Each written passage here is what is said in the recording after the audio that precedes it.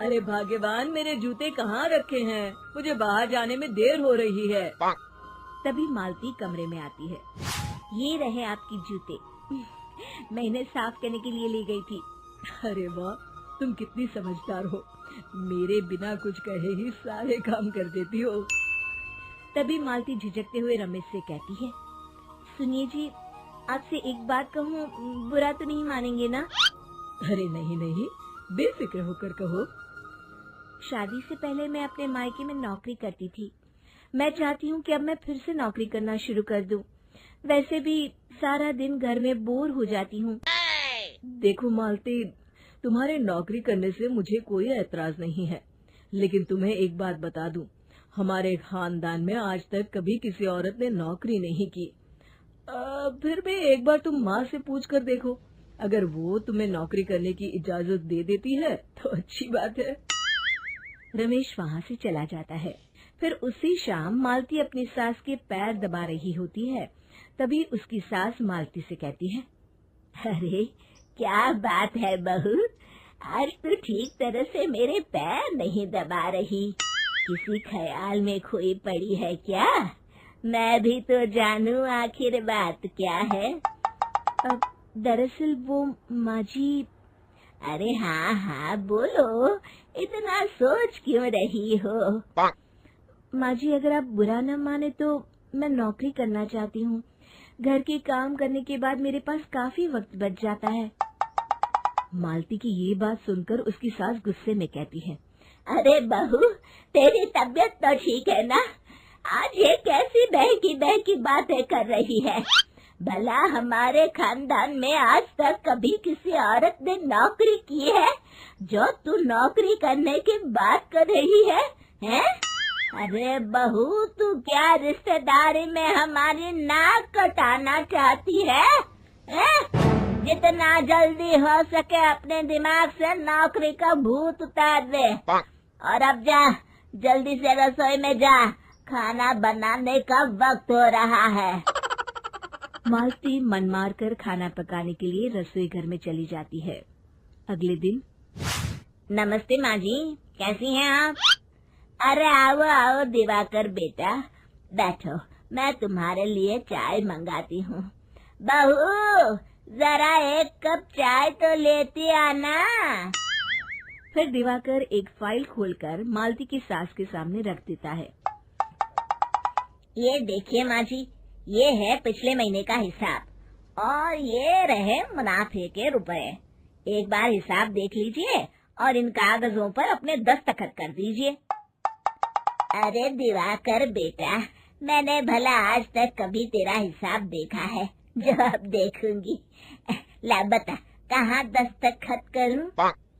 तभी मालती चाय लेकर वहाँ आ जाती है और अपनी सास को बिना कागजातों को पढ़े इस तरह लापरवाही से दस्तखत करते हुए देखकर हैरान रह जाती है।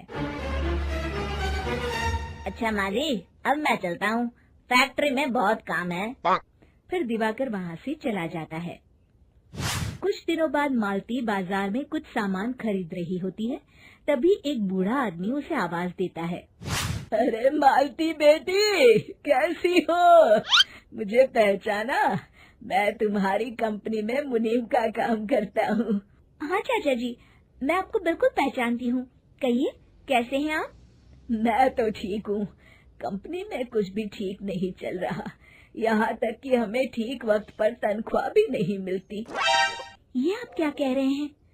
अब क्या बताऊँ, आप लोग तो कभी हिसाब किताब देखने दफ्तर आते नहीं।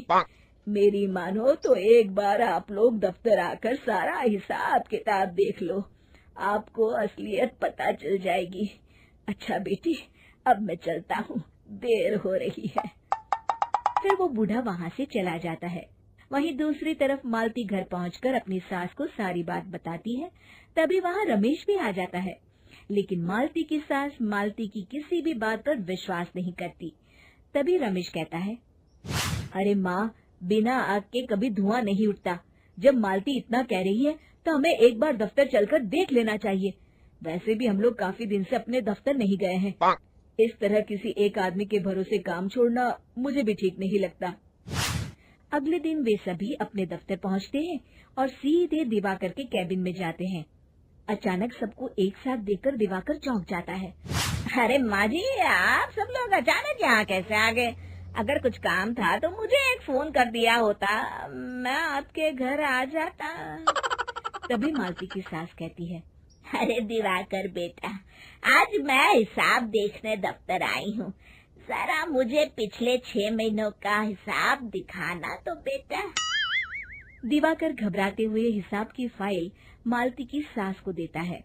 मालती की सास फाइल लेकर मालती को देती है और कहती है, ले बहू, देख ले हिसाब। मालती फाइल को बड़े गौर से देखती है और अगले ही पल उसे सारी गड़बड़ी समझ में आ जाती है। वो अपनी सास से कहती है, माँ जी, मुनीम चाचा बिल्कुल सही कह रहे थे। हमारी कंपनी में पिछले 6 महीनों में जितना मुनाफा हुआ है, हमें उसका आधा पैसा भी नहीं मिला। यूँ समझ लीजिए कि 1 रुपये में सिर्फ चवन्नी ही हमारे हाथों में आई है। मालती की बातें सुनकर मालती की सास गुस्से से दिवाकर को पूछती है, क्यों दिवाकर, मेरी बहू जो कह रही है वो सच है? दिवाकर समझ जाता है आज उसका भांडा फूट चुका है। वो गिड़गिड़ाते हुए कहता है, मुझे माफ कर दीजिए माँ जी, मैं पैसों के लालच में अंधा हो गया था। अरे वाह दिवाकर, तू तो एक नंबर का चोर निकला। इतने दिनों से मैं तुझ पर आंख बंद करके भरोसा करती रही और तू मुझे ही चुना लगाता रहा। अभी के अभी निकल यहाँ से और दोबारा अपनी शक्ल मत दिखाना। दिवाकर वहाँ से भाग जाता है।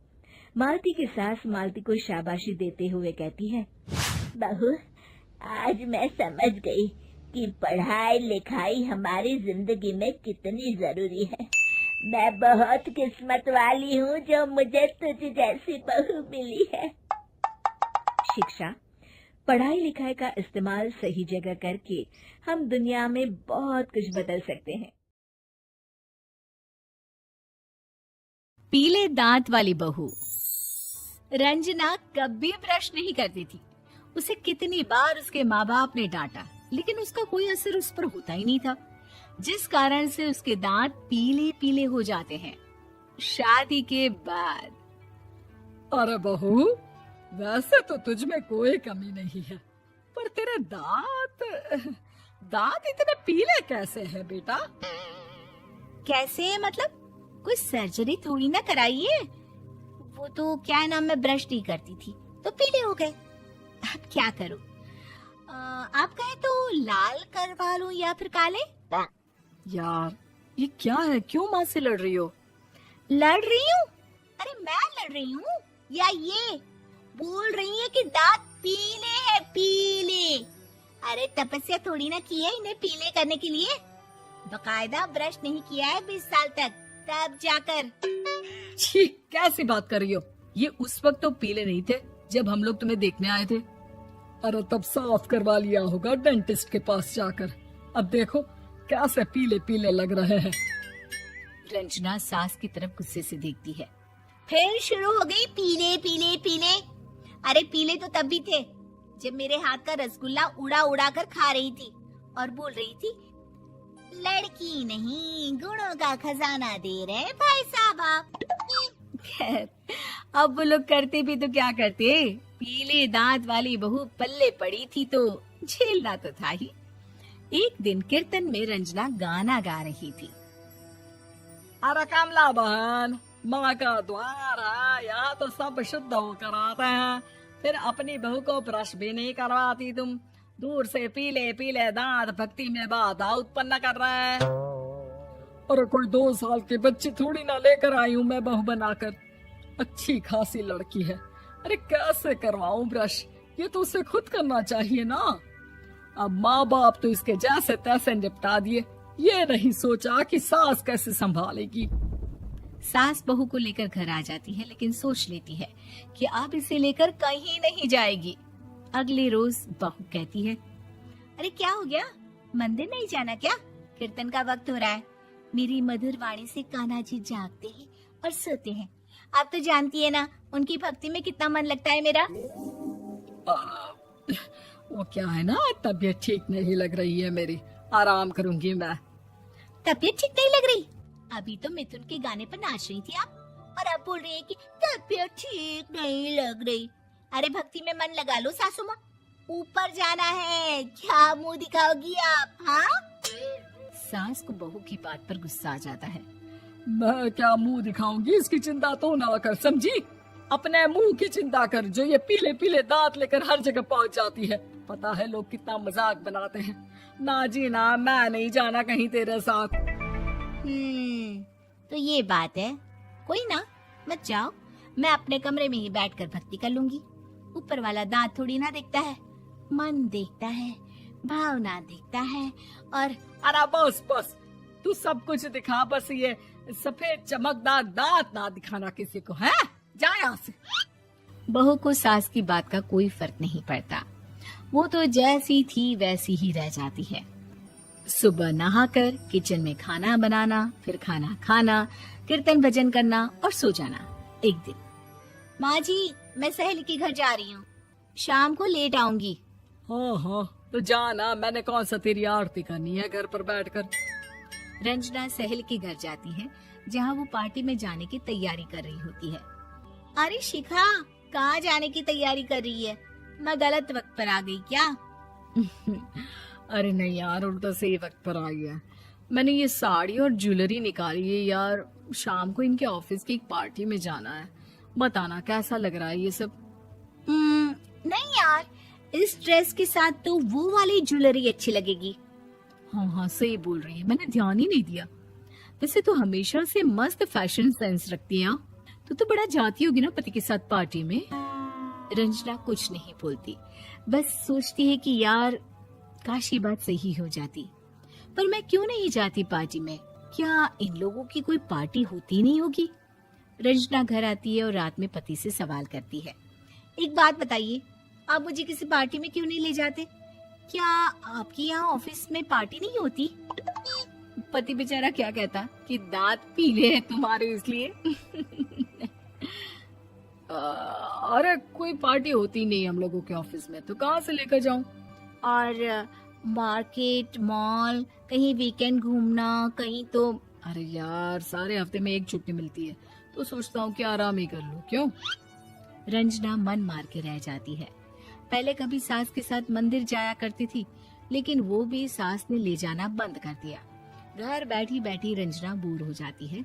तभी उसे आइडिया आता है और वो मायके जाने का सोचती है। सासू माँ, 2 दिनों के लिए मम्मी के घर जा रही हूँ। अच्छा अच्छा, ठीक है, आराम से जा। और हाँ, माँ से कुछ अच्छी आदत सीख कर आना कि कैसे शरीर के हर भाग की तरह दांतों की सफाई भी जरूरी होती है, समझी? शुरू हो गई ना आप?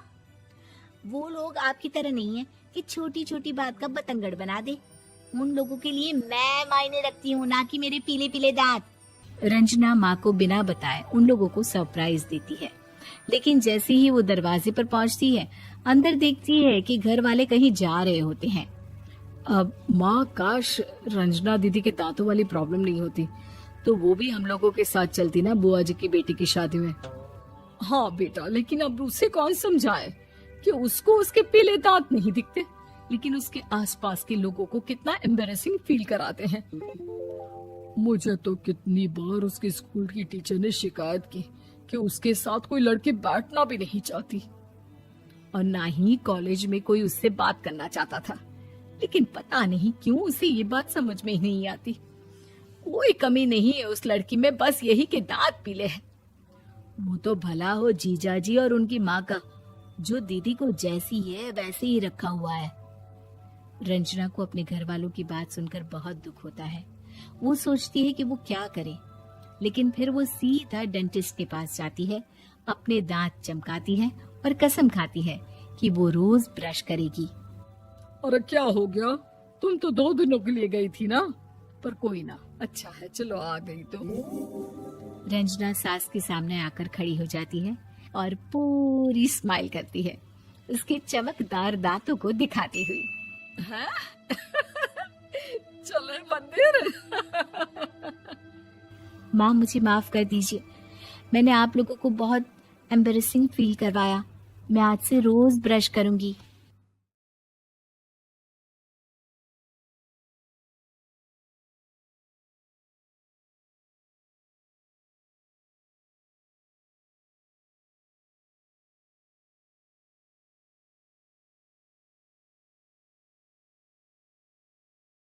रील्स वाली बहू। प्रज्ञा को रील्स बनाने का बड़ा ही क्रेज है और वो दिन भर रील्स बनाती रहती है। खाते पीते घूमते फिरते घर में कॉलेज में रील्स बनाने के कारण प्रज्ञा पूरे कॉलेज में हाईलाइटेड है। जहां उसकी रील्स सभी को पसंद आते हैं, वहीं मनीषा चिंता में डूबी रहती है। एक रोज जब खाते हुए प्रज्ञा रील्स बना रही होती है, तब मनीषा कहती है, 1 मिनट भी चैन नहीं है इस लड़की को। ये नहीं कि खाना तो आराम से खा ले, लेकिन नहीं, अरे थोड़ी देर रील्स नहीं बनाओगी तो आसमान नहीं टूट पड़ेगा। अरे मम्मी, इसी को तो कहते हैं डिटर्मिनेशन। तुम नहीं समझोगी ये सब। हे भगवान, इस लड़की को सद्बुद्धि दे। जब देखो तब टेढ़ा बाका मुंह बनाती रहती है। मनीषा की बात का प्रज्ञा पर जरा भी असर नहीं होता और वो खाते खाते रील्स बनाती रहती है। दिन बीतने लगते हैं और देखते देखते प्रज्ञा का कॉलेज भी खत्म हो जाता है। आए दिन कोई ना कोई मनीषा को प्रज्ञा की शादी करवाने का सुझाव दे जाता है। सब ठीक ही कहते हैं, प्रज्ञा की शादी कर देनी चाहिए। अपने घर के काम काज में व्यस्त हो जाएगी तो खुद ही ये रील्स और नाच गाना बंद हो जाएगा। मनीषा और प्रेम प्रज्ञा के लिए एक अच्छा लड़का ढूंढने लगते हैं और तभी विकी का रिश्ता प्रज्ञा के लिए आता है, जिसने प्रज्ञा को उसकी रील्स देखकर पसंद कर लिया था। अगले दिन विकी अपने माता पिता के साथ प्रज्ञा के घर पहुंच जाता है और प्रज्ञा साड़ी पहने हाथों में चाय की ट्रे लिए उनके सामने आती है। जब विकी को पसंद है तो हमें भी बहू पसंद है।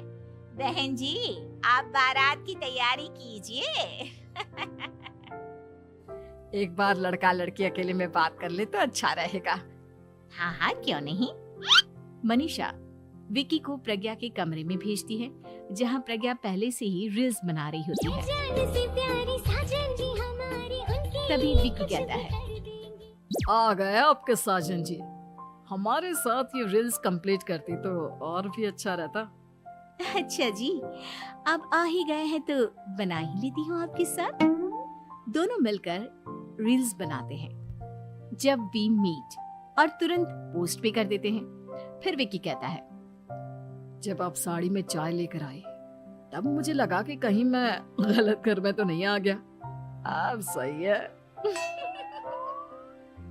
दोनों की शादी पक्की हो जाती है और शादी के दिन भी प्रज्ञा रील्स बनाने से चूकती नहीं। यहाँ तक कि बारात के समय भी नाचते हुए रील्स बनाती है। सभी लोग प्रज्ञा की तारीफ के पुल बांध देते हैं और प्रज्ञा नाचती गाती अपने ससुराल चली जाती है। सब कुछ अच्छा चल रहा होता है। प्रज्ञा यहाँ भी दिन भर हर चीज की रील्स बनाती रहती है। लेकिन कुछ दिनों के बाद जब सुनीता कहती है, बहू, ये रील्स के साथ साथ कुछ काम भी कर लिया करो। वैसे तुझे और क्या क्या बनाना आता है? मम्मी जी, वैसे तो सब कहते हैं कि मैं सब कुछ अच्छा बनाती हूँ, लेकिन मुझे लगता है कि मैं मैगी अच्छा बना लेती हूँ। हाँ, कॉफी भी अच्छा बना लेती हूँ और मुंह तो सबसे अच्छा बना लेती हूँ। हैं? अच्छा अच्छा। सुनीता अपना माथा पकड़ लेती है और कहती है, बहू, कुछ खाना बनाना भी सीख लेती। मम्मी जी, मैं लंबी प्लानिंग कर रही हूँ। जल्दी ही मैं इतनी फेमस हो जाऊंगी कि मुझे पैसे मिलने लगेंगे। हम दोनों सास बहू राज करेंगे, राज। नौकर काम करेंगी और लोगों की तो लाइन लगेगी हमसे मिलने के लिए। तेरा दिमाग खराब हो गया है क्या बहू? हंसी मजाक तक ठीक है, लेकिन इस तरह घर नहीं चलते। जितना जल्दी हो इस घर के तौर तरीकों को सीख लो। प्रज्ञा मुंह घुमाकर चली जाती है और तुरंत उसी वक्त एक रील बनाती है। ये देख सुनीता का गुस्सा 7वें आसमान पर चला जाता है और विकी के घर आती ही सुनीता उसे सब कुछ बताती है। विकी भी अब प्रज्ञा की इन हरकतों से परेशान हो जाता है। तुम टेंशन मत लो मम्मा, मैं देख लूंगा। विकी कमरे में जाता है तो देखता है कि प्रज्ञा रील्स बना रही है। विकी बड़े ही प्यार से प्रज्ञा से कहता है, प्रज्ञा, इन सब के लिए मैं तुम्हें मना नहीं कर रहा हूँ, लेकिन फिर भी हर वक्त तो ये अच्छा नहीं लगता ना। समझने की कोशिश करो, मुझे भी तुम्हारा थोड़ा वक्त चाहिए। मैं जब ऑफिस से आता हूँ तो मुझे समय देने की जगह इसी में लगे रहते हो। तुम ज्यादा ही सोच रहे हो। तुम भी मेरे साथ रील्स बनाओ ना, तुम्हें भी बहुत अच्छा लगेगा। तुम्हें इज्जत से कोई बात समझ में नहीं आती क्या? दिमाग खराब हो गया है तुम्हारा इस चकाचौंध से। अगर तुमने अपना रवैया नहीं बदला तो मैं तुमसे दूर चला जाऊंगा। तुम ही रिश्ता लेकर आए थे, मुझे लड़कों की कमी नहीं थी और ना आज है। विकी दरवाजा पटक कर चला जाता है। धीरे धीरे विकी प्रज्ञा से दूर होता जाता है। एक रोज मनीषा प्रज्ञा के ससुराल उससे मिलने जाती है। तब सुनीता उससे कहती है, बहन जी अब आई हैं तो कुछ दिन यहाँ रहकर जाइएगा, आप ही का घर है। हाँ मम्मी, बहुत दिन हो गए तुम्हारे साथ एक भी रील नहीं बनाई मैंने। प्रज्ञा तुरंत अपने फोन में रील्स ऑन कर लेती है। ये सब मुझसे नहीं होता। तेरा ये भूत अभी तक नहीं उतरा क्या? बहन जी आप कुछ कहती नहीं क्या इसे? जब आप ही कुछ नहीं कर पाई तो मैं कर ही क्या सकती हूँ, सास तो वैसी ही बदनाम है। शाम को घर की लाइट चली जाती है और मनीषा प्रज्ञा से कहती है, मेरे घुटनों में बहुत दर्द हो रहा है, तू लाइट का कुछ इंतजाम करना बेटा। अच्छा कैंडल जला देती हूँ मम्मा। प्रज्ञा गाते हुए कैंडल जलाती है और खिड़की के पर्दे के पास रख देती है। मनीषा जिसे बहुत दर्द हो रहा है वो सो जाती है और प्रज्ञा हमेशा की तरह अपने रील्स में लग जाती है। उधर कैंडल की वजह से पर्दा आग पकड़ लेता है और मनीषा के कमरे में आग लग जाती है। बचाओ, कोई है बचाओ। सभी भागते हैं और विकी कमरे की आग बुझाने में लग जाता है, लेकिन तब तक मनीषा आधी जल चुकी थी। मनीषा की हालत देख प्रज्ञा रोने लगती है। विकी मनीषा को तुरंत हॉस्पिटल ले जाता है और उसे एडमिट कराता है। विकी प्रज्ञा से कहता है, देख लिया ना, तुम्हारे इस नाच गाने की वजह से आज तुम्हारी माँ की जान जाते जाते रह गई। अब पता नहीं तुम और क्या चाहती हो। उधर डॉक्टर कहते हैं, इनकी हालत बहुत नाजुक है, आधे से ज्यादा जल चुकी है। प्रज्ञा रोती हुई मंदिर में जाती है और भगवान के आगे जाकर कहती है, भगवान मेरी माँ को ठीक कर दो, मैं कसम खाती हूँ हाथ से ये रील्स बनाना छोड़ दूंगी, बस मुझे मेरी माँ वापस मिल जाए। 2 दिन बीत जाते हैं और मनीषा खतरे से बाहर आ जाती है। पेशेंट अब ठीक है, आप लोग उनसे मिल सकते हो। सब कोई मनीषा से मिलता है और प्रज्ञा सबके सामने अपना फोन तोड़ देती है। मुझे माफ कर दो मम्मा, मैंने तुम लोगों की बातों को नजरअंदाज किया। बेटा कोई भी चीज जरूरत से ज्यादा खराब है। मैंने तुम्हें रील्स बनाने से कभी मना नहीं किया, लेकिन हर वक्त एक ही चीज तो सही नहीं है। मैं समझ गई हूँ मम्मा, आई एम सॉरी। प्रज्ञा उस दिन से रील्स बनाना छोड़ देती है और पूरी तरह से अपने घर में लग जाती है।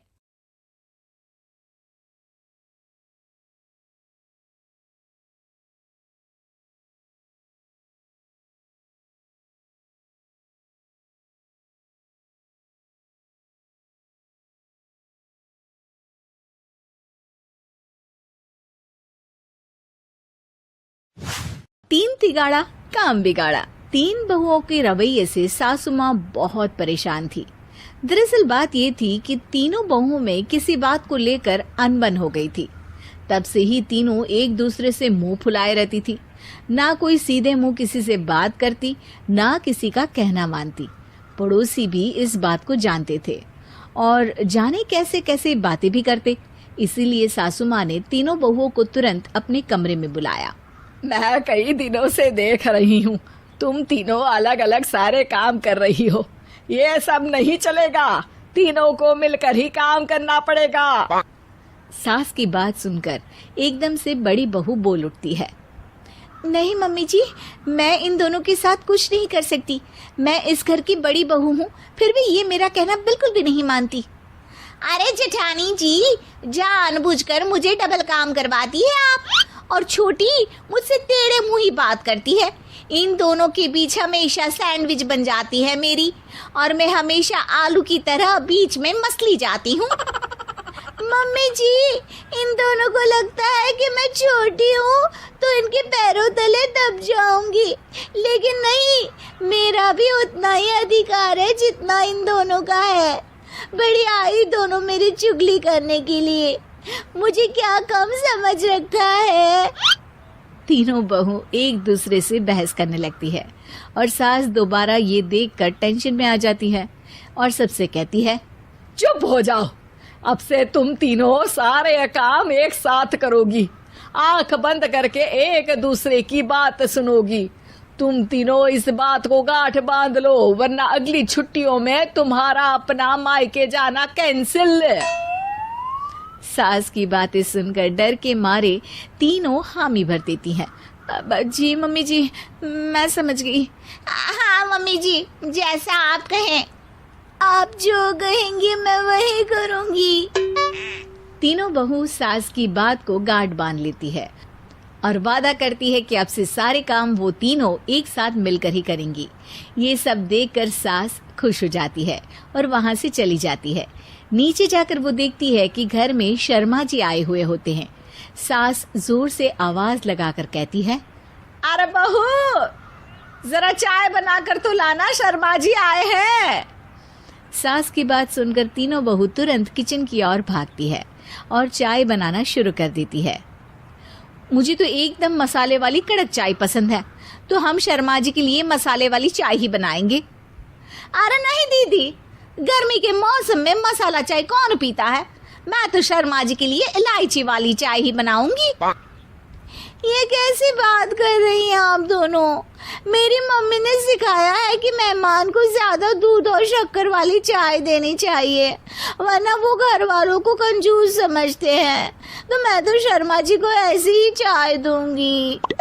तीनों बहुएं अपने अपने तरीके से चाय में शक्कर, मसाला, पत्ती सब डाल देती है।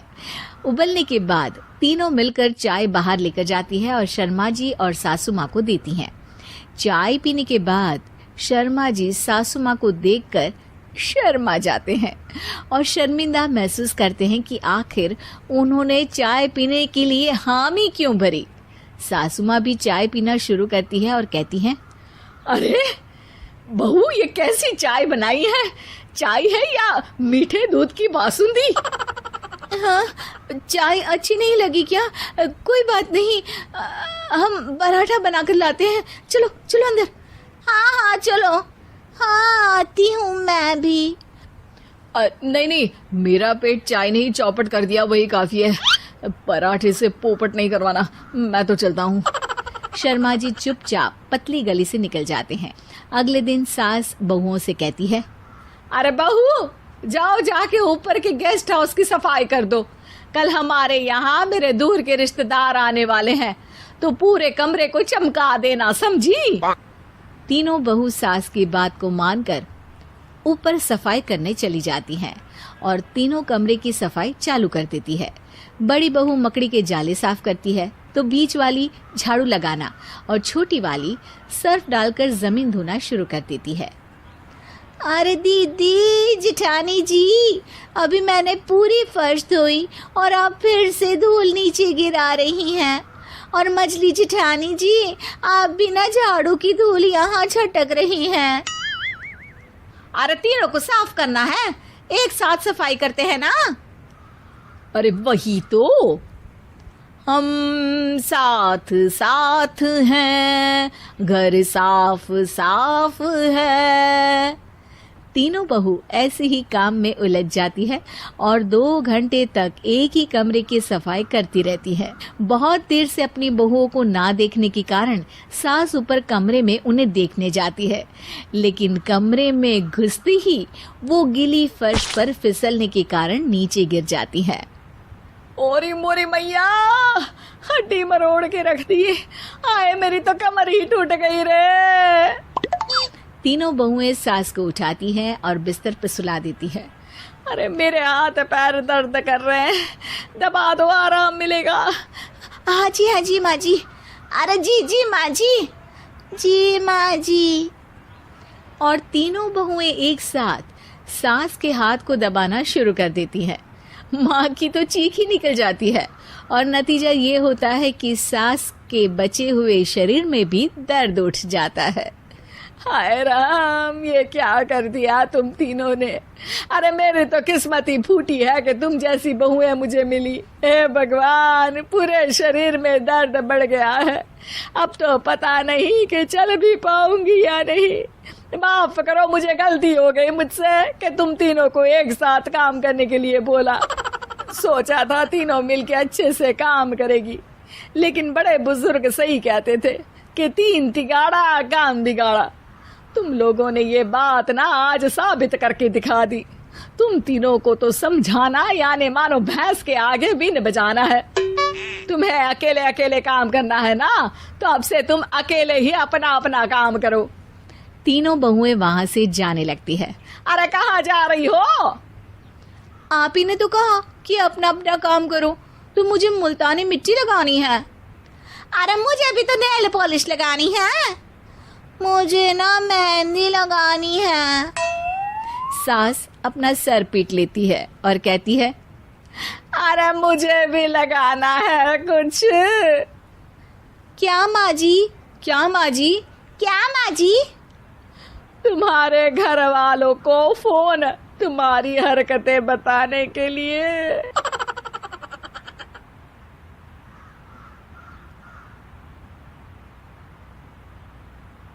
केजीएफ वाली बहू।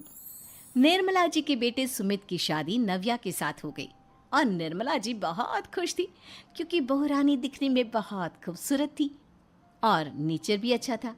निर्मला जी का बहुत अच्छे से ख्याल रखती थी, कभी किसी से झगड़ा नहीं करती थी। लेकिन निर्मला जी की बहू में कुछ तो अनोखा था और वो ये था कि केजीएफ मूवी देखने के बाद केजीएफ मूवी के हीरो की बहुत बड़ी फैन बन गई थी और बस हर वक्त उसे ही कॉपी करने की कोशिश करती रहती। बस एक यही आदत की वजह से निर्मला जी को कभी कभी उस पर गुस्सा आ जाता। बाकी सब कुछ ठीक था। सुमित बेटा, तुम नव्या को समझाने की कोशिश क्यों नहीं करते? अरे बार बार केजीएफ के हीरो की तरह भेस बदल कर घूमती रहती है कॉलोनी में। सब देख देख कर हंसते हैं। क्या करूं मम्मी, मैंने उसे कई बार कहा कि बहू हो, बहू की तरह रहा करो, लेकिन उसके सर पर तो केजीएफ का भूत सवार है, किसी की सुनती ही नहीं। ठीक है बेटा, तो ऑफिस जा, मैं एक बार और उससे बात करने की कोशिश करती हूँ। थोड़ी देर के बाद नव्या अपने कमरे से निकलकर बाहर आती है। अरे बहू, ये क्या, तुम फिर से केजीएफ की एक्टर बन गई? मम्मी जी, आपको पता है ना, मैं उसकी पर्सनालिटी से बहुत इम्प्रेस्ड हूँ और मेरी फेवरेट मूवी है ये। जानती हैं, मैंने तो सारे डायलॉग्स भी रट कर रख लिए हैं। अरे बेटा, लेकिन थोड़ा बहुत समाज की भी तो परवाह करनी पड़ती है ना। तुम इस तरह घूमती हो, सब लोग क्या सोचते होंगे, थोड़ा तो डरा करो। मम्मी जी, डर होना चाहिए और दिल में होना चाहिए। वो अपन के नहीं, सामने वाले के दिल में होना चाहिए। अरे तुम फिर से केजीएफ के डायलॉग मारने लगी। अरे पता नहीं कब समझोगी। डोंट वरी मम्मी जी, मैं अभी आपके लिए गर्मा गर्म कॉफी बना कर लाती हूँ। उसके बाद आपकी सारी टेंशन रफू चक्कर हो जाएगी। कुछ दिनों के बाद। नव्या, नव्या कहाँ हो तुम? मैं यहाँ हूँ। अरे क्यों इस तरह केजीएफ का हीरो बनकर घूम रही हो? कभी तो मेरी बीवी बनकर रह लिया करो। छोड़ो ना सुमित। अच्छा बताओ, मुझे आवाज किस लिए दे रहे थे? क्या बताऊँ यार, मेरे बॉस ने मुझे इतना काम दे दिया ना, पूरी तरह से परेशान हो गया हूँ। ऐसा लगता है ऑफिस नहीं युद्ध पर जाता हूँ। अरे बेटा, परेशान क्यों होता है? ला, मैं तेरा सर दबा देती हूँ, दुखी मत हो। काम तो सबको करना ही पड़ता है। लेकिन मम्मी, ऑफिस में आजकल बहुत काम रहता है, थक जाता हूँ मैं।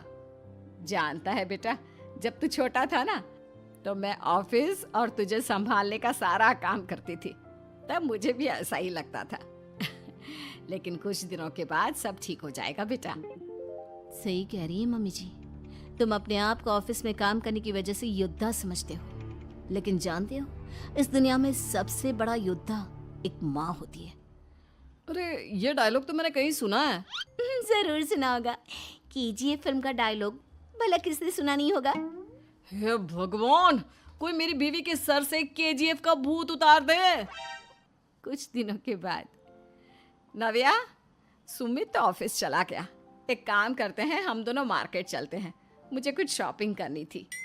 ठीक है मम्मी जी, मैं अभी तैयार होकर आती हूँ। थोड़ी देर बाद नव्या फिर से केजीएफ फिल्म के हीरो की तरह गेटअप रखकर आ जाती है। अरे तुम फिर से ये बन गई।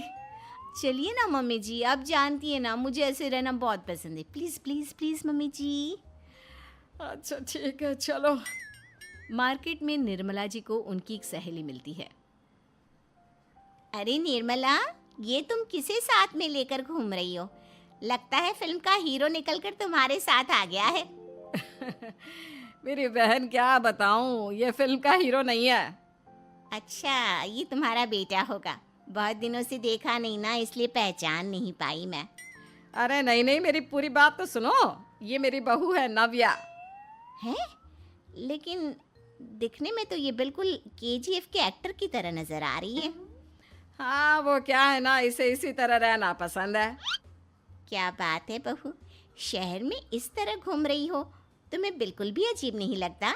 लोग तुम्हारे बारे में क्या कहेंगे? आंटी जी, जो शहर में रहने आता है ना, वो उसके बारे में सीखता है, और जो राज करने आता है ना, वो शहर को अपने बारे में सिखाता है। और मैं इस शहर को अपने बारे में सिखा रही हूँ।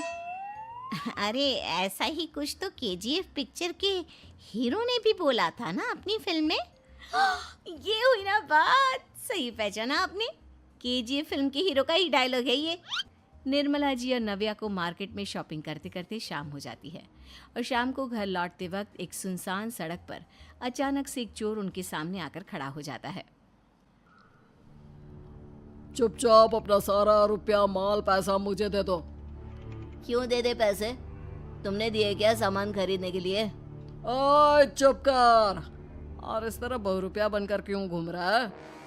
अरे घूम रहा नहीं, घूम रही है, बहू है ये मेरी। लेकिन देखने में तो तुम्हारा बेटा जैसा लगता है। वैसे कुछ भी कहो, बेटा है बड़ा हैंडसम। अरे चुप कर, कहा ना बेटा नहीं, बहू है मेरी, बहू है। अच्छा ठीक है, तो ऐसे कहता हूँ, तुम्हारी बहू बहुत हैंडसम है। ओए मिस्टर चोर, ज्यादा बातें बनाने की जरूरत नहीं है। चुपचाप यहाँ से निकलो, तुम्हें कुछ नहीं मिलने वाला। ऐसी बात है? एक मिनट रुको, ये देखो मेरे हाथ में गन है ना, गन। तुम दोनों का भेजा उड़ा दूंगा। नव्या लपक कर वो गन चोर से छीन लेती है। ट्रिगर पे उंगली रखने वाला हर कोई शूटर नहीं होता, और उनकी औकात उनको चाहने वालों के अलावा और कोई समझ नहीं सकता। क्या बोले रे? ये लाइन तो मैंने कहीं सुना है। अरे सुना होगा, जरूर सुना होगा, क्योंकि केजीएफ फिल्म तो सबने देखी है ना। मेरी बहू तो दिन में 4-4 बार देखती है, उसी का डायलॉग है ये। अरे वाह आंटी जी, बहुत कमाल की है आपकी बहू। चलता फिरता केजीएफ का एक्टर ही लगती है। एक काम करो, अब तुम यहाँ से चलते फिरते बनो, वरना तुम्हारी ये जो नकली गन है ना, इसी से नकली गोली चलाकर तुम्हारा नकली भेजा उड़ा दूंगी। चोर डर के मारे वहां से भाग जाता है। कुछ दिनों के बाद एक दिन सुमित नव्या से कहता है, नव्या, मेरे कुछ दोस्तों ने शहर के बाहर जो बड़ा सा गार्डन है ना, वहाँ पर गेट टुगेदर का प्लान बनाया है। तुम भी सही वक्त पर रेडी हो जाना, हम भी चलेंगे। रेडी होने में तो मैं माहिर हूँ, और आप तो जानती ही है ना मैं कैसे रेडी होती हूँ। नव्या प्लीज, इस बार मेरी बीवी की तरह बनकर तैयार हो जाना। केजीएफ का एक्टर फिर कभी बन लेना। नहीं सुमित, मैं तुम्हारे दोस्तों से पहली बार मिल रही हूँ। मैं अपना असली हुनर तो दिखाऊंगी ना उन्हें, ताकि उन्हें भी पता चले कि तुम्हारी बीवी बीवी नहीं, बल्कि एक बहुत फेमस फिल्म का स्टार है, स्टार। ठीक है, तुम्हारी जिद के आगे मेरी कहाँ जलने वाली है। और फिर सुमित अपनी बीवी को लेकर अपने दोस्तों के पास पहुंचता है। यह है मेरी पत्नी नव्या। अरे मुझे तो लगा ये तुम्हारा कोई नया दोस्त है। हाँ, मैं भी बहुत देर से सोच रहा था कि सुमित का नया दोस्त तो बड़ा हैंडसम है। आप लोगों को गलत फहमी हुई है, मैं इनका दोस्त नहीं बल्कि इनकी बीवी हूँ। अगर आप बीवी हैं तो बीवी की तरह क्यों नहीं रहती? आपको देखकर तो ऐसा लगता है जैसे सुमित अपनी किसी कॉलेज की फ्रेंड को लेकर घूम रहा है। अब क्या बताऊं यार, तुम लोग ही समझाने की कोशिश करो, मेरी तो कोई बात नहीं सुनती। अरे भाभी जी, ये तो बहुत बुरी बात है, रियली वेरी बैड। हमारे दोस्त को तो बीवी के साथ रहने की फीलिंग ही नहीं आती होगी। If you think I am bad, I am your dad. अरे भाभी जी क्या कमाल का डायलॉग मारा है। मजा आ गया।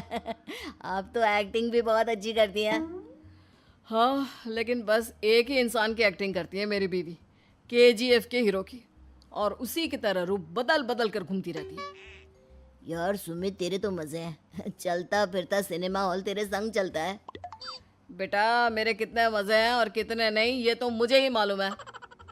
ऐसा क्यों कह रहा है यार? सारा दिन डायलॉग सुनने को मिलते हैं और बीवी एक हैंडसम दोस्त की तरह नजर आती है, और क्या चाहिए?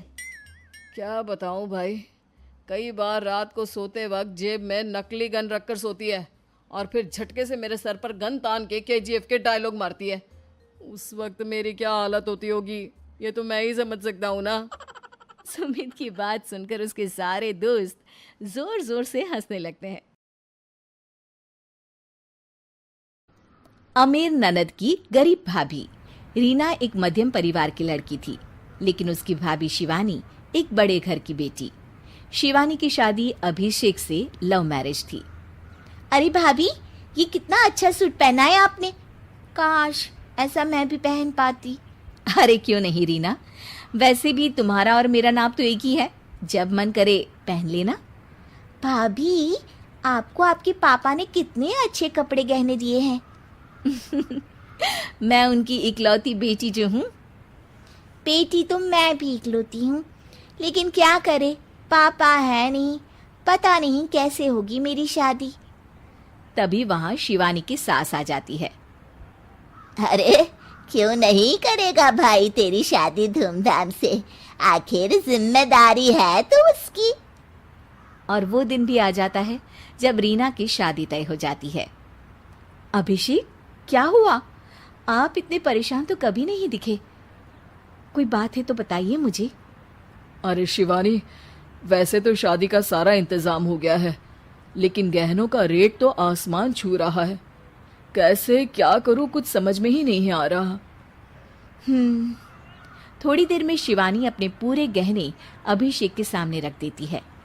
ये लीजिए, गहनों का इंतजाम भी हो गया। अरे नहीं नहीं शिवानी, मैं ये गहने किसी हालत में भी नहीं ले सकता। ये तुम्हारे पिता ने तुम्हें दिया था और तुम हो कि। तभी वहां सास आ जाती है। अरे तो क्या हुआ, इसकी तो हो गई ना शादी, अब किसे दिखाने हैं इसने गहने। सास गहनों का डिब्बा शिवानी के हाथ से लेकर वहां से चली जाती है। रीना की शादी धूमधाम से होती है और अब वो बड़े घर की बहू बन जाती है। वहीं रीना की शादी के बाद शिवानी और अभिषेक उसकी शादी के कर्जों से डूब जाते हैं। मैं सोच रही हूँ नौकरी करनी शुरू कर दूँ, वैसे भी पढ़ी लिखी हूँ, आपकी थोड़ी मदद भी हो जाएगी। वैसे शिवानी कुछ दिन कर लो तो अच्छा ही होगा, क्योंकि ज़रूरत भी है। अब शिवानी भी नौकरी करने लगती है और घर खर्चे में अभिषेक का हाथ बटाती है। एक दिन शिवानी, रीना का फोन आया था, कह रही थी कि आने वाले त्योहार में उसके ससुराल जाना है। ठीक है माँ। अरे ठीक तो है, लेकिन एक काम कर लेना, उसके सास ससुर से लेकर पूरे खानदान के कपड़े मिठाइयाँ सब ले आना, और हो सके तो रीना के लिए छोटे से कान में पहनने के बूंदे भी। और क्या है ना, शादी में उसे सारी बड़ी बड़ी कान की ज्वेलरी दी थी, घर में पहनने के लिए तो उसके पास कुछ भी नहीं है। शिवानी सोच में पड़ जाती है कि वो क्या करे, क्योंकि कर्जों और घर के खर्चों के बाद तो पैसे बचते ही नहीं थे। शिवानी फिर अपने पिता को फोन करती है और उनसे पैसे मांगती है। देखो शिवानी, मैंने तुम्हें शादी के वक्त ही मना किया था कि ऐसे घर में शादी करनी ही नहीं चाहिए। अरे अभिषेक को शर्म आनी चाहिए जो ससुराल से पैसे मंगवा रहा है। शिवानी को पिता की बात पर गुस्सा आ जाता है। आप मेरे पिताजी हैं और मैं परेशान थी इसलिए आपसे मदद की उम्मीद की पापा। अभिषेक को तो पता भी नहीं है कि मैंने आपसे पैसे मांगे हैं। शिवानी सोचती है कि वो अभिषेक से बात करे, लेकिन फिर उसे लगता है कि वो टेंशन ले लेगा। तभी शिवानी की नजर हाथ के कंगन पर पड़ती है, सीधे बाजार जाती है और उसे बेचकर ननद के घर ले जाने का सारा सामान लेकर आती है और सास के सामने रख देती है। हाँ ठीक है, लेकिन फल थोड़े और अच्छी क्वालिटी के होने चाहिए थे। शिवानी कुछ नहीं कहती, वहां से चली जाती है। एक दिन शिवानी, रीना का फोन आया था, बहुत रो रही थी। क्यों माँ, क्या हुआ? सब ठीक तो है ना उसके ससुराल में? अरे तूने तो उसकी नाक ही कटवा दी। अब मैंने क्या कर दिया माँ? कह रही थी कि बड़े घर की बहू है भाभी, जो कपड़े दिए वो ब्रांडेड भी नहीं थे। तू तो जानती है ना उन लोगों का पहनावा कितना अच्छा है। तू तो मेरी बेटी का भला कभी सोचती नहीं। हाय भगवान, अरे बड़े घर की बहू है, इसी बात की जलन है ना तुझे? लेकिन याद रख, मेरी बेटी का सोचने के लिए भगवान है। तुम लोग कभी उसका बुरा नहीं कर पाओगे। अब शिवानी के मन में सवाल था कि क्या ईश्वर सिर्फ रीना के साथ है, उसके साथ नहीं? लेकिन उसे सुकून था कि वो अभिषेक के साथ उसकी जिम्मेदारियों को निभाने में बराबरी की हकदार है। शिवानी वहां से चली जाती है। वो सास से कुछ नहीं कहती, क्योंकि अमीर घर की बहू बनकर रीना को भले ही सुकून ना हो, लेकिन गरीब घर की बहू बनकर शिवानी खुश है, क्योंकि खुशी पैसों से नहीं, परिस्थितियों पर निर्भर करती है।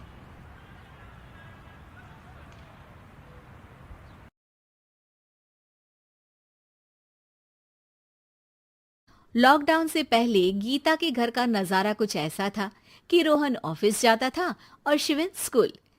जिनके घर से जाने के बाद गीता काम खत्म करके बाकी समय आराम करती थी। लेकिन लॉकडाउन के बाद ऑफिस और स्कूल घर में ही खुल गए और इससे गीता का हाल वो तो आपको देखने में ही मजा आएगा। शिविन, ओ शिविन, महाराज उठने के लिए क्या 21 तोपों की सलामी लेंगे? अरे बिस्तर से बाहर निकल, ऑनलाइन क्लास स्टार्ट होने वाली है। अरे तुम भी हद करती हो, स्पीकर की तरह चिल्लाने की क्या जरूरत है? दिख नहीं रहा मेरी कॉन्फ्रेंस चल रही है। अब कैमरा और स्पीकर ऑन कर रहा हूं, मुझे कोई शोर नहीं चाहिए। इस पर जैसे ही रोहन लैपटॉप का कैमरा और स्पीकर ऑन करता है, तभी कुकर की सीटी बजती है। करा लो अब इसे चुप। लॉकडाउन नहीं हुआ, मेरी मौत का फरमान जारी हो गया। दोनों बाप बेटे ने नाक में दम किया हुआ है। ऐसा बोलकर गीता वहां से शिविन के कमरे में पहुंच जाती है, जहां शिविन अभी भी सो रहा होता है। ओ आलसी, अब अगर 5 मिनट में नहीं उठाना तो आज तेरा गेम और यूट्यूब कैंसिल। माँ की बात सुनकर शिविन बिना 1 मिनट गंवाए उठ खड़ा होता है। उठ गया, अभी नहाकर भी आता हूँ। ये नाटक कहीं और, मुंह पर गीला कपड़ा मार और पढ़ने बैठ। शिविन की ऑनलाइन क्लास स्टार्ट हो जाती है, जिस पर गीता उसे वहां बिठाकर रसोई में चली जाती है। थोड़ी देर में उसे कमरे से कुछ आवाज सुनाई देती है, जिसे सुनकर वो कमरे में वापस आती है। हाय राम, तुझे क्लास अटेंड करने के लिए बोला था, कैमरा ऑफ करके बिस्तर पर नाचने के लिए नहीं बोला था। मम्मी मुझे कुछ समझ नहीं आ रहा, आप बाद में पढ़ा देना ना, वैसे भी अटेंडेंस तो लगी गई है। हाँ हाँ बेटा, जरूर बन जा, तू अभी से हम सबका बाप बन जा। अरे नहीं मतलब कहाँ से लाते हो इतना दिमाग, और पढ़ाई करते हुए ये चला कहाँ जाता है? नाइस क्वेश्चन, दिमाग से पूछकर बता दूंगा। शिविन की बातों से परेशान होकर गीता उसे मारने के लिए जैसे ही आगे बढ़ती है, तभी वो कमरे से बाहर भाग जाता है। अब शिविन आगे आगे और गीता हाथ में चप्पल पकड़े उसके पीछे पीछे पूरे घर में दोनों घूम रहे होते हैं। इसी बीच वो रोहन के पास पहुंच जाता है और शिविन को मारने वाली चप्पल रोहन के लैपटॉप पर जाकर गिरती है। ओए माँ! मम्मी, अब पापा को चप्पल मार रही हो?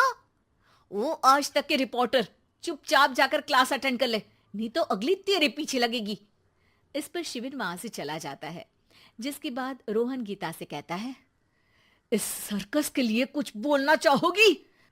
अरे क्या करूं, जब से तुम दोनों घर में रहने लगे हो, घर अपने आप ही सर्कस बन गया है और मैं तुम्हारी नौकर। कभी बेटी को संभालो तो कभी बाप के नखरे उठाओ।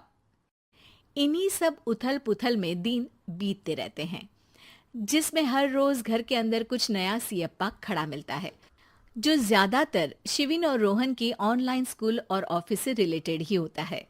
एक सुबह, शिविन चल उठ, आज की क्लास जल्दी है। कैमरा ऑफ करके आप अटेंड कर लो।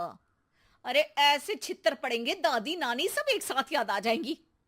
गीता की लाख मशक्कतों के बाद क्लास तो खत्म हो जाती है, लेकिन उसके बाद शिविन फोन इस्तेमाल करते हुए इंस्टाग्राम रील बनाने लगता है। रसोड़े में कौन था? तुम थी, मैं थी, कौन था? कौन था? हाँ, मैं गरीब हूँ। अरे ओ गरीब के बेटे, आजा, मैं बनाती हूँ तुझे गरीब। मैं बताती हूँ रसोड़े में कौन था। पढ़ाई करने बोलो तो इनकी माँ मर जाती है, और ये पागलपंतियां जितनी मर्जी करा लो। गीता शिविन को डांट रही होती है, तभी रोहन बीच में बोल पड़ता है। अरे बच्चा ही तो है, इतना गुस्सा क्यों कर रही हो? बेटे का साथ देने की इसी एक कोशिश में अब शिविन के साथ साथ रोहन भी गीता के गुस्से की सूली पर चढ़ जाता है। अगर बेटे पर इतना ही प्यार आ रहा है तो इसे क्लास अटेंड क्यों नहीं कराते, इसका होमवर्क क्यों नहीं कराते? उस समय तो बहुत जल्दी मीटिंग आ जाती है, वो काम मैं करूं और यहाँ इस बेफिजुली की चीज में तरफदारी करके बन जाओ महान। हे भगवान, कोई तो इनके ऑफिस और स्कूल खुलवाओ, मैं इन्हें और घर में नहीं सह सकती। अरे कुछ और मांग लेती, क्योंकि तुम्हारी ये विश इस साल तो पूरी होने से रही, कोरोना। हाय, नास पिटे ने जिंदगी ही बर्बाद कर दी। खाए कोई पचाए कोई, कल मुझे चुन चुन कर सबको मेरी बद्दुआ लगेगी। उन्होंने दुनिया का और इन बाप बेटे दोनों ने मेरा जीना मुश्किल कर दिया। गीता वहां से चली जाती है, जिसके बाद रोहन शिविन से कहता है, अरे तुम्हारी मम्मी इतनी भड़की हुई क्यों है? आपकी वजह से पूरा समय घर में रहते हो और उस पर कोई काम कराने की जगह बस ऑर्डर देते रहते हो। अच्छा बेटे, सारा इल्जाम मुझ पर, पूरा दिन तो वो तुम पर ही चिल्लाती है। हाँ, मतलब दोनों का 50-50 है, कुछ करना पड़ेगा। वो कहते ना, make the best out of worst. I have an idea. वैसे तुम्हारी माँ सही कहती है, बहुत जुबान चलाने लगे हो, कम बोला करो। अगली सुबह रोहन और शिविन अपनी गलती को सुधारने के लिए गीता के उठने से पहले घर का आधा काम खत्म कर देते हैं, जिसे देखकर गीता खुश हो जाती है और फिर बाकी बचा काम वो तीनों मिलकर पूरा कर लेते हैं। जिसके बाद अब वो सब मिल बांट कर हर काम में एक दूसरे की मदद करते हुए लॉकडाउन का मजा लेने लगते हैं।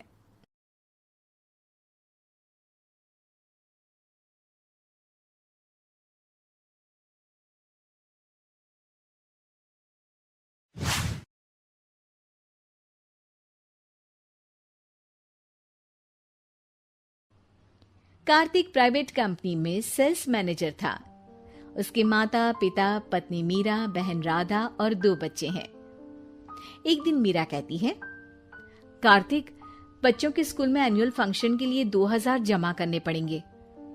अरे अभी कुछ दिन पहले ही तो 10,000 जमा किए थे ना? हाँ, वो तो फीस और प्रोजेक्ट के पैसे जमा किए थे। अभी तो अगले महीने एडमिशन फीस और किताबों के पैसे भी जमा करवाने पड़ेंगे। 40 से 50,000 का खर्चा है। मीरा, इतनी तो सैलरी भी नहीं है मेरी, ऐसे कैसे काम चलेगा? तो मैं क्या करूं? बच्चे को सरकारी स्कूल में डाल दूं? मीरा, तुम जानती हो ना, मैं मुश्किल से 35 से 40,000 ही कमा पाता हूँ।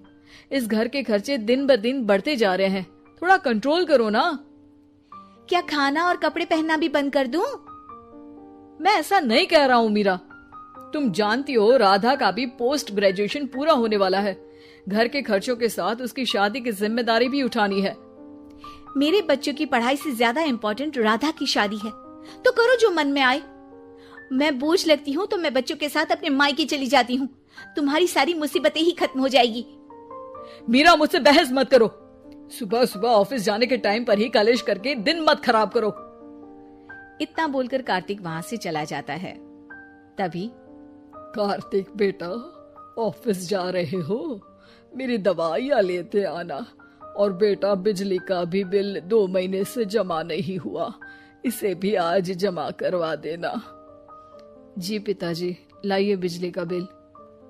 4,600 रुपए बिजली का बिल आया है। माँ, मीरा, राधा, कितना ज्यादा बिल आया है। भैया, ये 2 महीने का बिल है और मैं तो सिर्फ फोन चार्ज करती हूँ। अरे बेटा, मैं तो गीजर से पानी गर्म करने के अलावा मेरे कमरे में एक पंखा और एक लाइट ही तो जलते हैं। मीरा, तो फिर इतना बिल कैसे आया? हाँ हाँ, सारा इल्जाम मेरे पर ही लगा दो ना। भाभी, आप भी तो एसी चलाती हो, उससे भी बिजली का बिल बहुत ज्यादा आता है ना। एसी मेरे मायके से आई है और वो भी अब सबकी आंखों में खटकने लगी है। मीरा, अपना मुंह बंद करो और आज के बाद तुम एसी नहीं चलाओगी। माँ, आप भी अपना पानी धूप में गर्म करके नहाया करो। कार्तिक ये कहकर घर से ऑफिस के लिए निकल गया। घर से कुछ आगे जाते ही उसकी गाड़ी पंचर हो गई। कार्तिक को पंचर बनवाकर ऑफिस पहुंचने में लेट हो गया। बॉस ने कार्तिक को अपनी कैबिन में बुलाया। मे आई कम इन सर? कम इन। बहुत लेट हो तुम। सॉरी सर, कुछ प्रॉब्लम्स की वजह से लेट हो गया। मुझे कुछ नहीं सुनना। तुम्हारा टारगेट कंप्लीट हुआ? नो सर, अभी बाकी है। क्यों? सर, मार्केट में बहुत रिसेशन चल रहा है, बिजनेस कहीं से मिल नहीं पा रहा। मैं अपनी तरफ से पूरी कोशिश कर रहा हूँ सर। मुझे तुम्हारी कोशिश नहीं चाहिए, मुझे बिजनेस चाहिए। अगर तुमसे नहीं हो पा रहा है तो तुम रिजाइन कर सकते हो। अब नहीं सर, मुझे इस नौकरी की बहुत जरूरत है। मैं अपनी फैमिली का सिंगल अर्निंग पर्सन हूँ। मेरी जॉब चली गई तो मेरी फैमिली प्रॉब्लम में आ जाएगी सर। इसका ख्याल तुम्हें रखना चाहिए। जाओ यहाँ से, और बिना बिजनेस लाए मुझे तुम अपना मुंह मत दिखाना। कार्तिक बिजनेस की तलाश में इधर से उधर कड़ी धूप में सारा दिन भटकता रहता है और थका हारा जब शाम को घर आया। बेटा, मेरी दवाई ले आए और बिजली का बिल भर दिया। अब दवाई लाना भूल गया पिताजी, और बिजली का बिल जल्दी भर दूंगा। पर बेटा, याद से भर देना, वरना बिजली वाले बिजली काट कर चले जाएंगे। लीजिए पानी। बच्चों के एनुअल फंक्शन के लिए स्कूल में जमा करने वाले पैसे लेकर आए? अभी सैलरी नहीं आई है मेरा, और अकाउंट में ज्यादा पैसे भी नहीं बचे हैं। तो क्या बच्चों को स्कूल भेजना बंद कर दूं? बच्चे अगर इस साल एनुअल फंक्शन नहीं अटेंड करेंगे तो कोई पहाड़ नहीं टूट पड़ेगा। और अब तुम मेरा दिमाग खाना बंद करो। अरे, आप मुझ पर क्यों चिल्ला रहे हैं? कार्तिक गुस्से में घर से बाहर चला जाता है। अब मीरा रोने लगती है।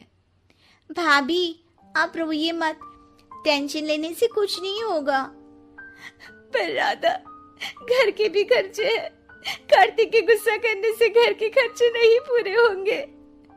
पर मेरा बेटा, लड़ाई करने से भी कोई समाधान नहीं मिलेगा, उल्टा घर का माहौल ही खराब होगा। पर मुझे लगता है हमें भी घर के खर्चों में हाथ बढ़ाना चाहिए। मुझे योगा सेंटर में जॉब का ऑफर मिला है, मैं कल से ही जॉब ज्वाइन कर लूंगी। वैसे तो मुझे भी सिलाई आती है, मैं भी लोगों के कपड़े सिलना शुरू कर देती हूँ। हाँ बेटा, मैं भी तुम्हारा घर के कामों में हाथ बटा दिया करूंगी और काज बटन लगाकर सिलाई करने में भी सहायता करूंगी। मीरा, मैं तुम्हारे बच्चों के साथ मोहल्ले के बच्चों को भी ट्यूशन पढ़ाऊंगा। इसी बहाने मेरा टाइम पास भी हो जाएगा। इस तरह से अब घर के सभी सदस्यों के सहयोग से पैसों की समस्या दूर हो गई और सब खुश रहने लगे। इससे हमें सबक मिलता है कि एकता में कितनी ताकत होती है।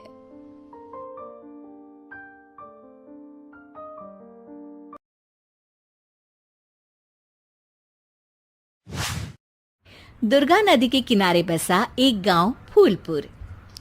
गांव में कुछ 100-150 लोग रहते थे।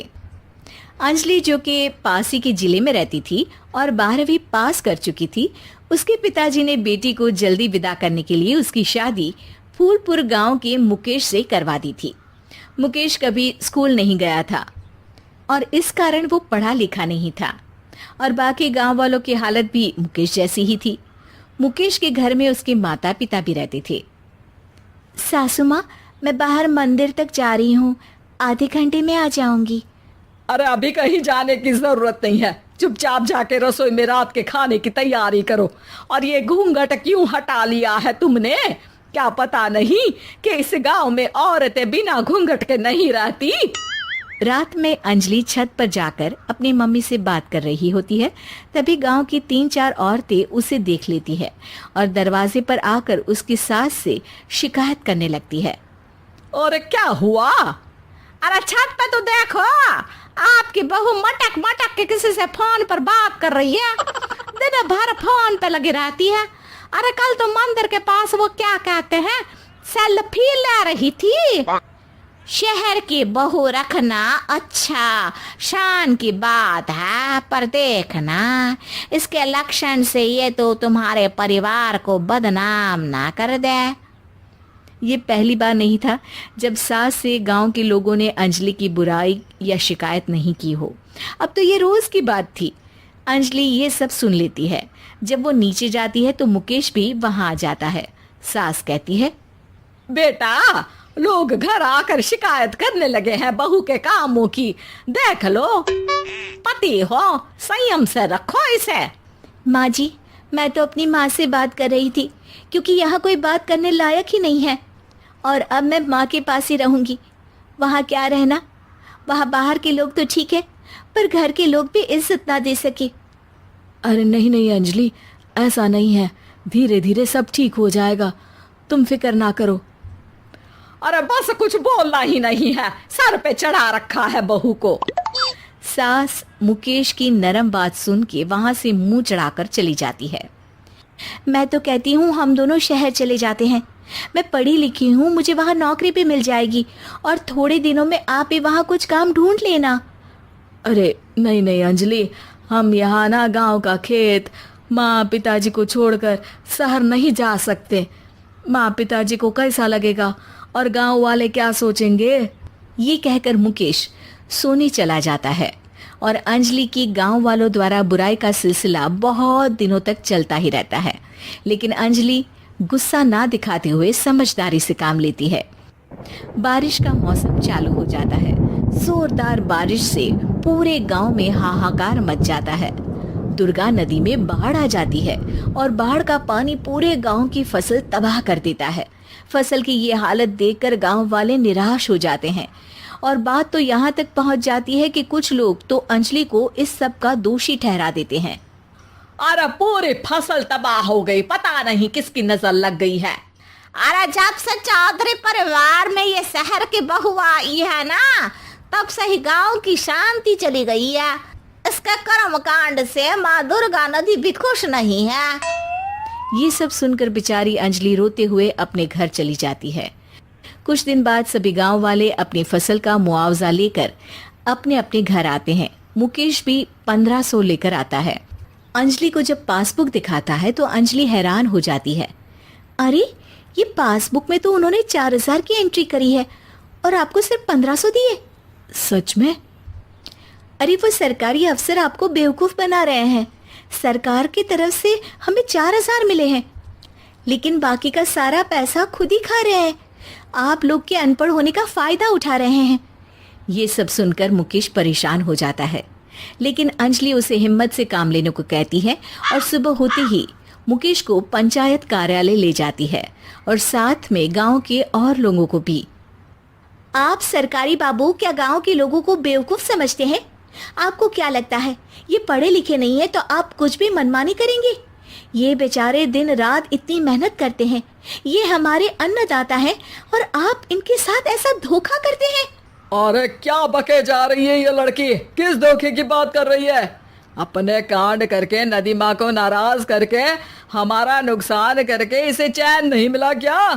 सरपंच जी, इन सरकारी बाबू ने मुझे बेवकूफ बनाया है और मेरे हिस्से के पैसे खुद चट कर गए। बस ये सुनते ही सरपंच वहां से दुम दबाकर भाग जाता है। पता चलता है कि जनपद अधिकारियों ने गांव के सरपंच के साथ मिलकर सबके साथ धोखा किया है। सब लोगों का विरोध शुरू हो जाता है और आखिर में अधिकारी सब गांव वालों के हिस्सों के बचे हुए पैसे उन्हें लौटा देते हैं और कई दिन तक सरपंच गांव में लौटता ही नहीं। अंजलि, तुम नहीं होती तो हम गांव वालों को तो पता ही नहीं चलता कि ये हमें हर बार बेवकूफ बनाते हैं। हाँ हाँ अंजलि बेटी, हमें माफ कर दो। हम सब तुम्हें बुरा भला कहते रहे, लेकिन तुमने ही आज हमें बेवकूफ बनाने से बचाया है। हमें तुम पर गर्व है बेटी। अब समझ आया कि सरपंच तुमसे नहीं, तुम्हारे पढ़े लिखे होने से नफरत करता था। क्यों ना इस बार हम अंजलि को ही सरपंच पद के लिए चुन ले। क्या कहते हो गांव वालों? पढ़ी लिखी सरपंच। बस पूरा गांव अंजलि के लिए ताली बजाता है और अंजलि की सास उसे खुशी से गले लगा लेती है।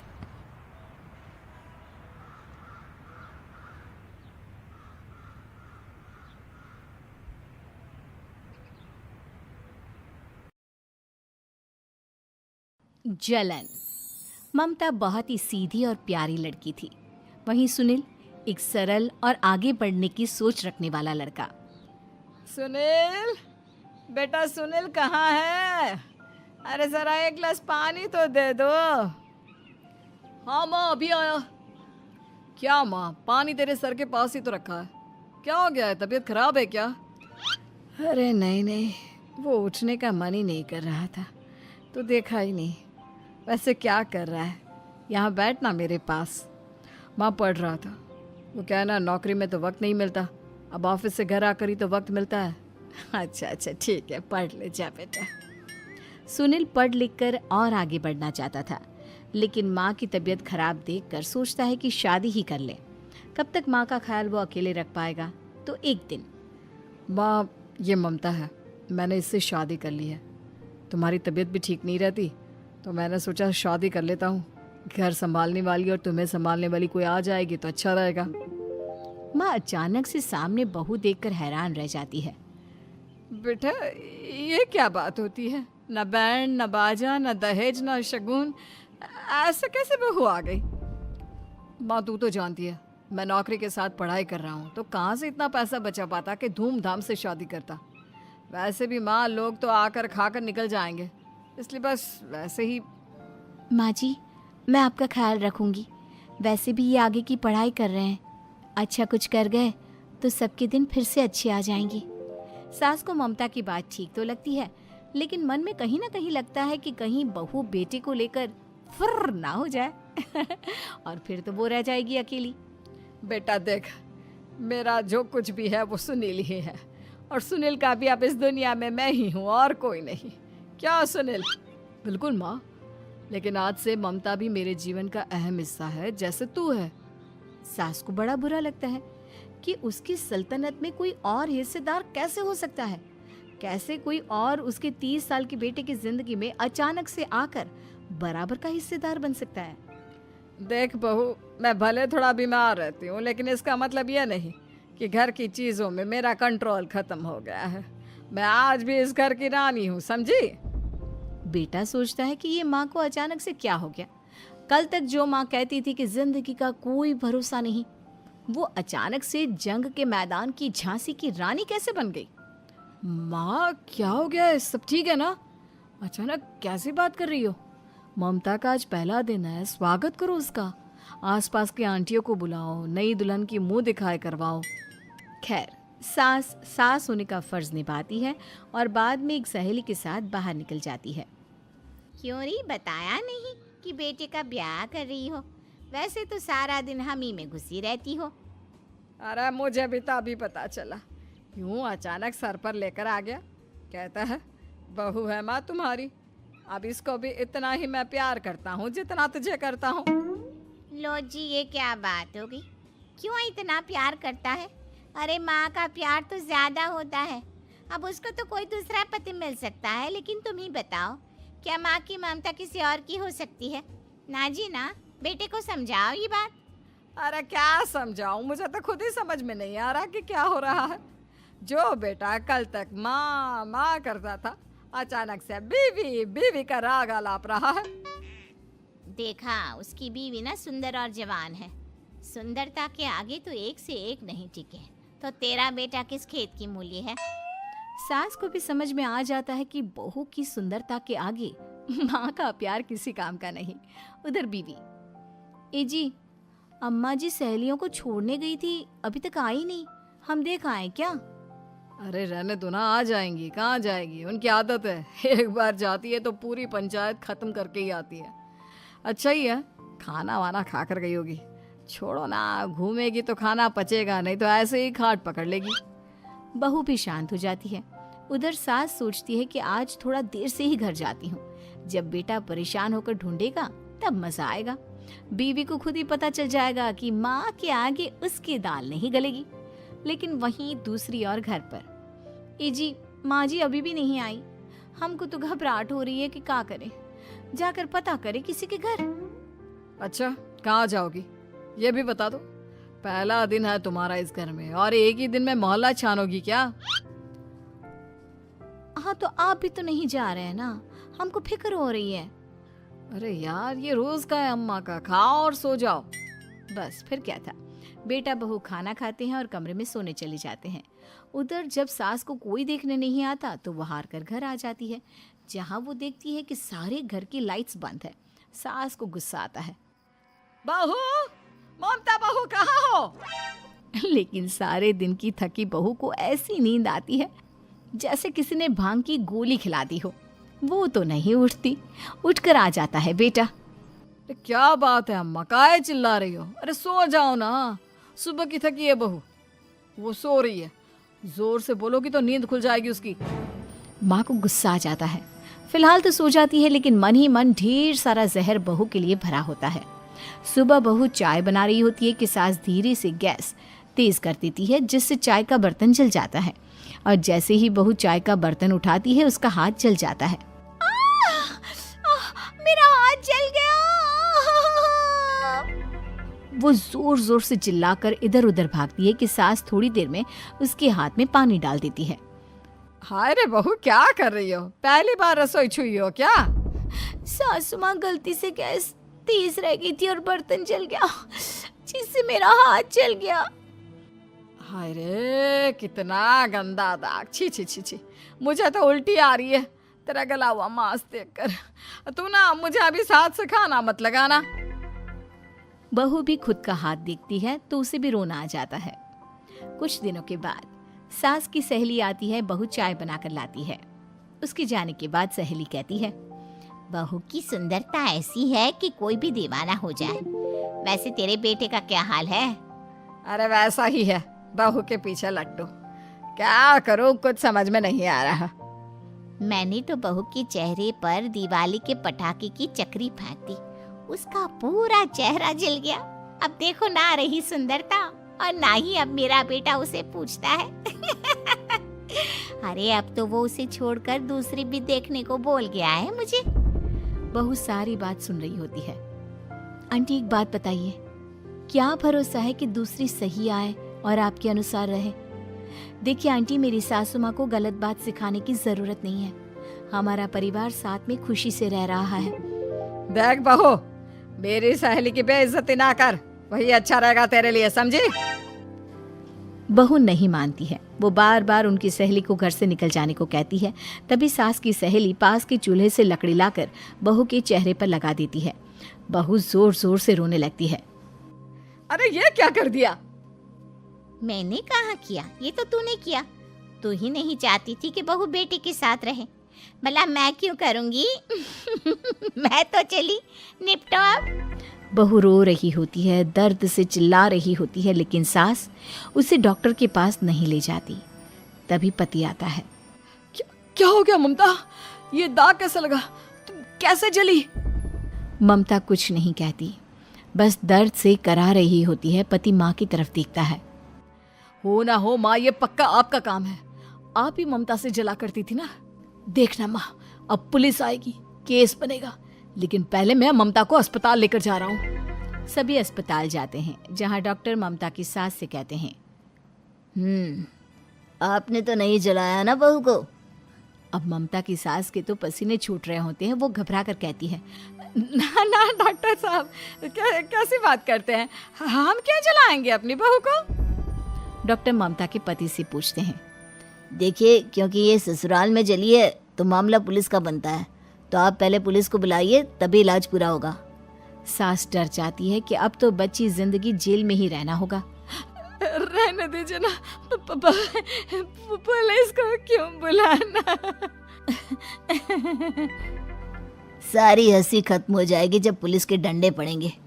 बहू को जलाना भले ही बहुत आसान हो, लेकिन उसके बाद सारी जिंदगी जेल की हवा खाना, सास डर जाती है। पुलिस आती है। पास लेटी दर्द से करा रही ममता स्टेटमेंट देती है। तो क्या हुआ था, कैसे जली आप? ममता पास खड़ी सास को देखती है। बेटी बताओ, कैसे जल गई तुम? ओए, काका का किरण वाली शाहरुख, चुप, बिल्कुल चुप। सास चुप। सभी इंतजार करते हैं कि ममता क्या बोलेगी। जी मैं खाना बना रही थी, लकड़ी उड़कर मेरे ऊपर गिर गई और मैं जल गई। सास बहू की बात सुनकर रोने लगती है। देखा माँ, कितनी समझदार है ममता। ये चाहती तो, हाँ बेटा, ये चाहती तो मैं आज जेल में होती। मुझे माफ कर दे, मैं आगे से अभी कभी ऐसा नहीं करूंगी।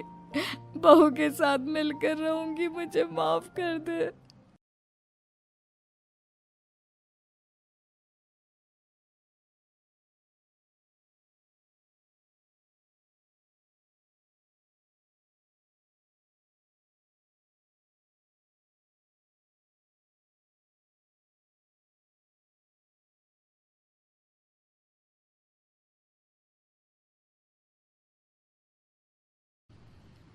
कहते हैं ना, सीरियल समाज का आईना होते हैं। अब इन सास बहू के जीवन में सीरियल क्या रोल है, चलिए देखते हैं। वीना और उसकी बहू माया दोनों को ही सीरियल्स देखने का बड़ा शौक था। माँ जी जल्दी आओ, जल्दी देखो पवित्रा कैसे अपने पति को चांटा मारेगी। हाँ हाँ, पूरा सीरियल खत्म होने आ रहा है, तब तो बुलाया नहीं। पति को कैसे चाटा मारेगी ये दिखाने बुला रही है। चलाक कहीं की, जानती नहीं हूँ क्या मैं तुझे? अरे क्या जानती हैं आप मुझे, और क्या हर बात पर जानती हूँ करती रहती हैं। बड़ा जो मेरे साथ बचपन में रस्सी कूदा करती थी ना आप। देख, जितनी है ना जबान भी उतनी ही चलाया कर। अभी तो उतनी भी नहीं चलाई है। पता नहीं समझती क्या हो आप अपने आप को। बेटा पैदा किया है कोई हीरा नहीं जो बहू को आए दिन सुनाती रहती हो। तभी वहां सार्थक, जो माया का पति है, वो आ जाता है। क्या बात है माया, क्यों माँ से लड़ रही हो? मैं माँ से लड़ रही हूँ? अरे तुम्हारी माँ साइको है, साइको। शादी से पहले बताया क्यों नहीं? मैं तो ना करती तुम लोगों के घर में शादी।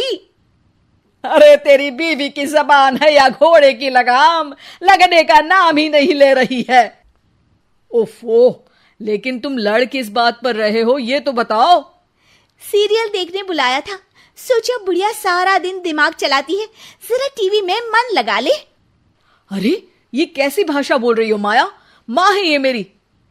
देख बेटा, मैं पागल नहीं हूं जो ये सीरियल दिखाने बुलाए और मैं लड़ पड़ूं। अरे यार, तुम दोनों ना घर का माहौल ठीक रखा करो ना, हमेशा लड़ना ठीक नहीं है। ये बोलकर सार्थक वहां से चला जाता है।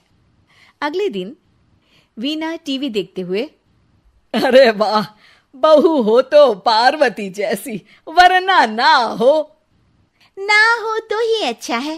पार्वती की सास भी असली जिंदगी में अपनी सास से परेशान होगी। अरे देख माया, फ्री में तो मुझसे मत लड़। मैंने तो तुझे कुछ नहीं बोला। नहीं बोला? क्यों नहीं बोला? अरे सीधे नहीं तो उल्टे से तो बोला ना कि बहू हो तो ऐसी, नहीं तो ना हो। अरे हाँ, तो गलत क्या बोला? ये जो सीरियल देखकर मुझे बोलती है ना, मुझे भी इतना मेकअप करके ऐसा बोलने के हजारों रुपए मिले तो मैं भी ऐसी ही बन जाऊं। तो क्या मेरे बेटे के पास से पैसे नहीं लेती है तू? थोड़ी देर बाद वहां सार्थक आ जाता है। सामने टीवी चलता देख वो समझ जाता है कि सास बहू के बीच लड़ाई का कारण कुछ और नहीं बल्कि टीवी ही है। सार्थक अपने दोस्तों के पास जाता है और उन्हें सारी बात बताता है। अरे यार, इतनी सी बात? अरे नहीं यार, इतनी सी बात नहीं है। ये टीवी सीरियल वालों के कारण तो मेरे घर में रोज रोज लड़ाई होती है। अरे यार, तो घर से केबल का कनेक्शन ही हटवा दे, फिर ना रहेगा सीरियल, ना होगी लड़ाई। वाह जी, अब तो सार्थक को सोल्यूशन भी मिल गया। अगले दिन घर में सिर्फ एक चैनल आता है और वो था दूरदर्शन। अरे बहू, ये क्या, कोई चैनल ही नहीं आ रहा है? ओह, पता नहीं पार्वती की सास ने वो जहर खाया होगा भी कि नहीं। अच्छा माँ जी, आप तो खीर खा लीजिए। हैं? ना ना ना, नहीं खाऊंगी ये जहर वाली खीर। अरे खा लीजिए ना माँ जी, मैं पार्वती की तरह नहीं हूँ। हाँ, और एक बात, केवल आपके कारण घर का केबल कनेक्शन हटा दिया गया है। मेरे कारण? अरे करमजली, सीरियल देख देख कर तो तू चाले चलती थी और कनेक्शन मेरे कारण कटा। अरे वाह, एक नंबर की शातिर है तू। सासू माँ जो मुंह में आता है बोले जा रही है। देखा ना, सास भी कभी चुड़ैल थी में क्या हुआ था कमलावती के साथ। अरे बेचारी कमलावती तो अपनी बहू चंडाल रानी के चक्कर में चुड़ैल बनी थी। तू देखना ससुराल सुमन का में क्या हाल हुआ था सुमन का। वो तो मक्खी बन गई थी और जो सास की नाक में घुसकर धमाचाकड़ी मचाई। मजा आ गया था। काश मैं भी मक्खी बन पाती। अरे बन, तुम मक्खी बन। अरे मैं तो कहती हूं तुम मक्खी ही बन जाना। तुझे दोनों हथेलियों के बीच रखकर मसलना दूं तो मेरा नाम भी वीणा नहीं। अभी तक तो मैं साफ साफ बात नहीं कर रही थी, लेकिन और तभी सार्थक वहां आ जाता है। अरे अब तो केबल का कनेक्शन भी हट गया, फिर आप दोनों किस बात पर लड़ रही हैं? अरे ये पुराने एपिसोड उठा उठा कर मुझसे लड़ रही है। मैं या आप? एक तो मैं इनके लिए खीर बनाकर लाई, ऊपर से बोल रही थी खीर में जहर है। अरे मैंने कभी बोला कि मेरा रानी हार जो चोरी हुआ है वो तुलसी की सास की तरह कहीं इन्होंने तो नहीं चुरा लिया? अरे कौन तुलसी? वो मीरा आंटी की बहू। मीरा आंटी ने उनका हार चुरा लिया?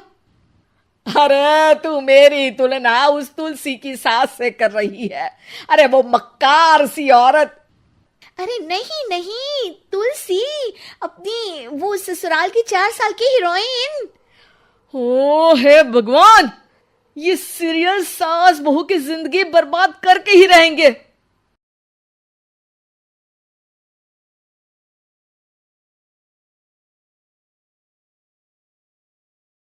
नई शादी करके आई थी पूर्णिमा।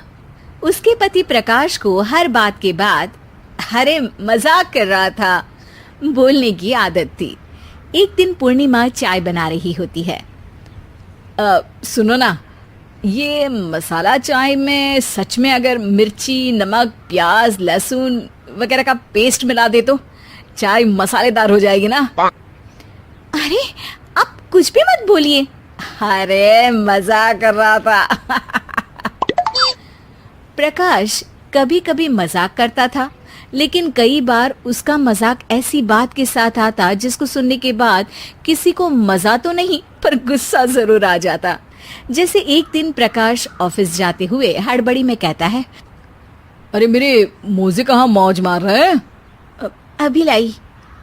पूर्णिमा प्रकाश को मोजे लाकर दे देती है।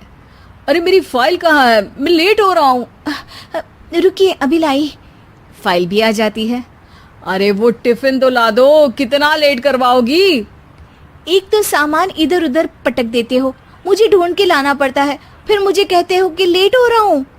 अरे जल्दी जल्दी हाथ चलाओ ना। 8 हाथ नहीं है मेरे, 2 ही है। ऑक्टोपस दिख रही हूँ क्या? हाँ ठीक है, जाओ जल्दी से टिफिन लेकर आओ। 2 हाथ तो है ना, उन्हीं का ठीक से इस्तेमाल कर लोगी तो लेट नहीं होऊंगा मैं। पूर्णिमा टिफिन लेकर आ जाती है। वैसे तुम थक जाती होगी ना इतना सब काम करके। हाँ, और नहीं तो क्या। तो मैं कुछ इंतजाम कर लेता हूँ। काम वाली लाओगी क्या? अरे नहीं, दूसरी शादी कर लूंगा।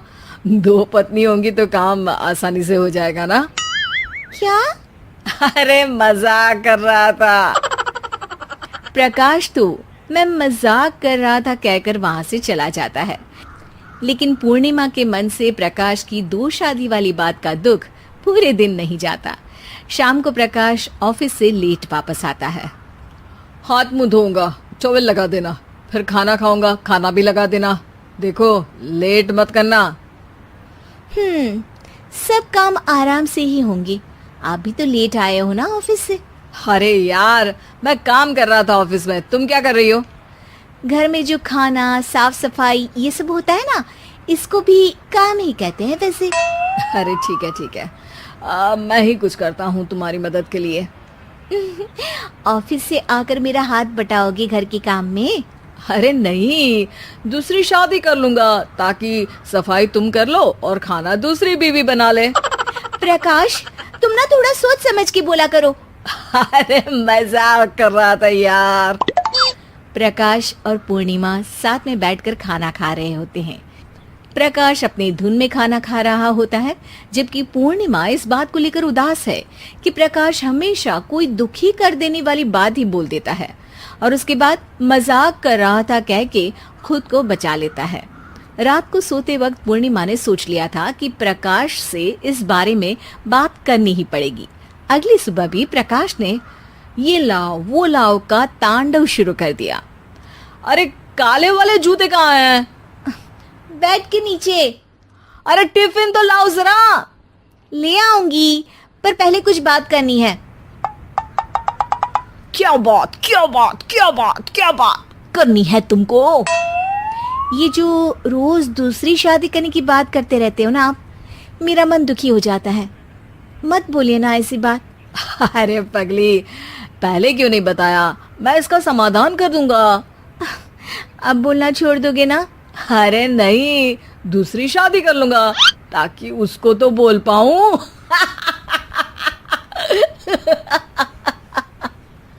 उफ़ो, तुम कभी नहीं सुधरोगे। अरे मजाक कर रहा था। पूर्णिमा की बात को प्रकाश हंसी में उड़ा देता है। पूर्णिमा बहुत भारी मन से टिफिन लेकर आती है। ये लीजिए टिफिन। अरे मैं तो भूल ही गया, आज मेरे बॉस के बेटे की बर्थडे पार्टी है, तुमको भी बुलाया है, रात को तैयार रहना। रात को पूर्णिमा और प्रकाश बॉस के बेटे की बर्थडे पार्टी में पहुंच जाते हैं। वहां प्रकाश के ऑफिस के और भी लोग हैं जिनको पूर्णिमा पहले से जानती है। केक कटता है, लोग खाना खा रहे होते हैं। वहीं पूर्णिमा और प्रकाश ऑफिस के लोगों के साथ बैठे बात कर रहे होते हैं। मेरे हस्बैंड तो खुद काम भी करते हैं और बच्चों को भी संभाल लेते हैं। हाँ भाई, अरे घर के थोड़े बहुत काम तो करने ही होते हैं ना। मेरी पत्नी भी अकेले सब कब तक करेगी? मैं तो सिर्फ ऑफिस का ही काम करता हूँ, घर का सब काम तो पूर्णिमा ही करती है। पूर्णिमा, तुम अकेले सब कैसे कर पाती हो? नहीं जी, बहुत थक जाती हूँ वैसे। तो प्रकाश से हेल्प ले लिया करो ना। अरे बोला तो है इनको, पर इन्हें लगता है कि ऑफिस का काम ही सब कुछ है, तो मैंने भी एक समाधान सोच लिया है। अच्छा, क्या पूर्णिमा, घर में काम वाली बाई रखोगी क्या? अरे नहीं, दूसरी शादी करूंगी ताकि एक हस्बैंड ऑफिस का काम कर ले और एक मेरे घर में मदद कर ले। पूर्णिमा की बात सुनते ही सब कुछ सांप सूख जाता है और प्रकाश के मुंह से तो केक का टुकड़ा गिर जाता है। अरे क्या बोल रही हो? कुछ पता भी है क्या? अरे मजाक कर रही थी, वैसे ही जैसे तुम करते हो। प्रकाश का मुंह खुला का खुला रह जाता है और उनकी आंखें भी खुल जाती है। प्रकाश समझ जाता है कि हर बात के पीछे अरे मजाक कर रहा था बोलने से वो बात मजाक नहीं हो जाती।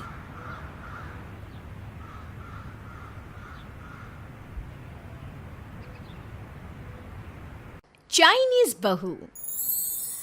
चाइनीज बहू हमारी याद तो है ना आपको? भूले तो नहीं ना?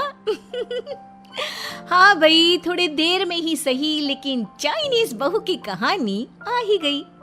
क्या हो रहा है ये देश में? चाइना ने तो आतंक ही मचा रखा है। अरे क्या हो गया? क्यों चाइना को कोसता रहता है? भूल मत, तेरी ससुराल चाइना की ही है। हाँ माँ, पर ये देखना, लड़ाई झगड़े, ये बीमारी, ऊपर से ये देश कितना चालाक है, अंदर न जाने क्या क्या करता रहता है। तभी अंदर से बहू की चिल्लाने की आवाज आती है। अरे क्या हो गया बहू, क्यों चिल्ला रही है? माँ जी, ये देखिए, ये रूस ने यूक्रेन की हालत क्या कर दी है। ऊपर से चाइना में दोबारा लॉकडाउन लग गया है। माँ जी, अब क्या किया जाए? अरे तो तुम लोगों को क्या परेशानी हो रही है, मैं तो यही नहीं समझ पा रही हूँ। वो क्या है ना माँ, हम लोग चाइना जाने की सोच रहे थे। सांगसू के भाई की शादी है। तो क्या? अरे कौन सा उन लोगों के यहाँ भाई घोड़ी चढ़ता है जो बहन काजल लगाकर नेक लगी। माँ जी, उसकी आंखें बहुत छोटी छोटी है, उसमें या तो पुतली रह सकती है या काजल। साले की पुतली निकाल कर काजल लगा दो, अंधा कहीं का।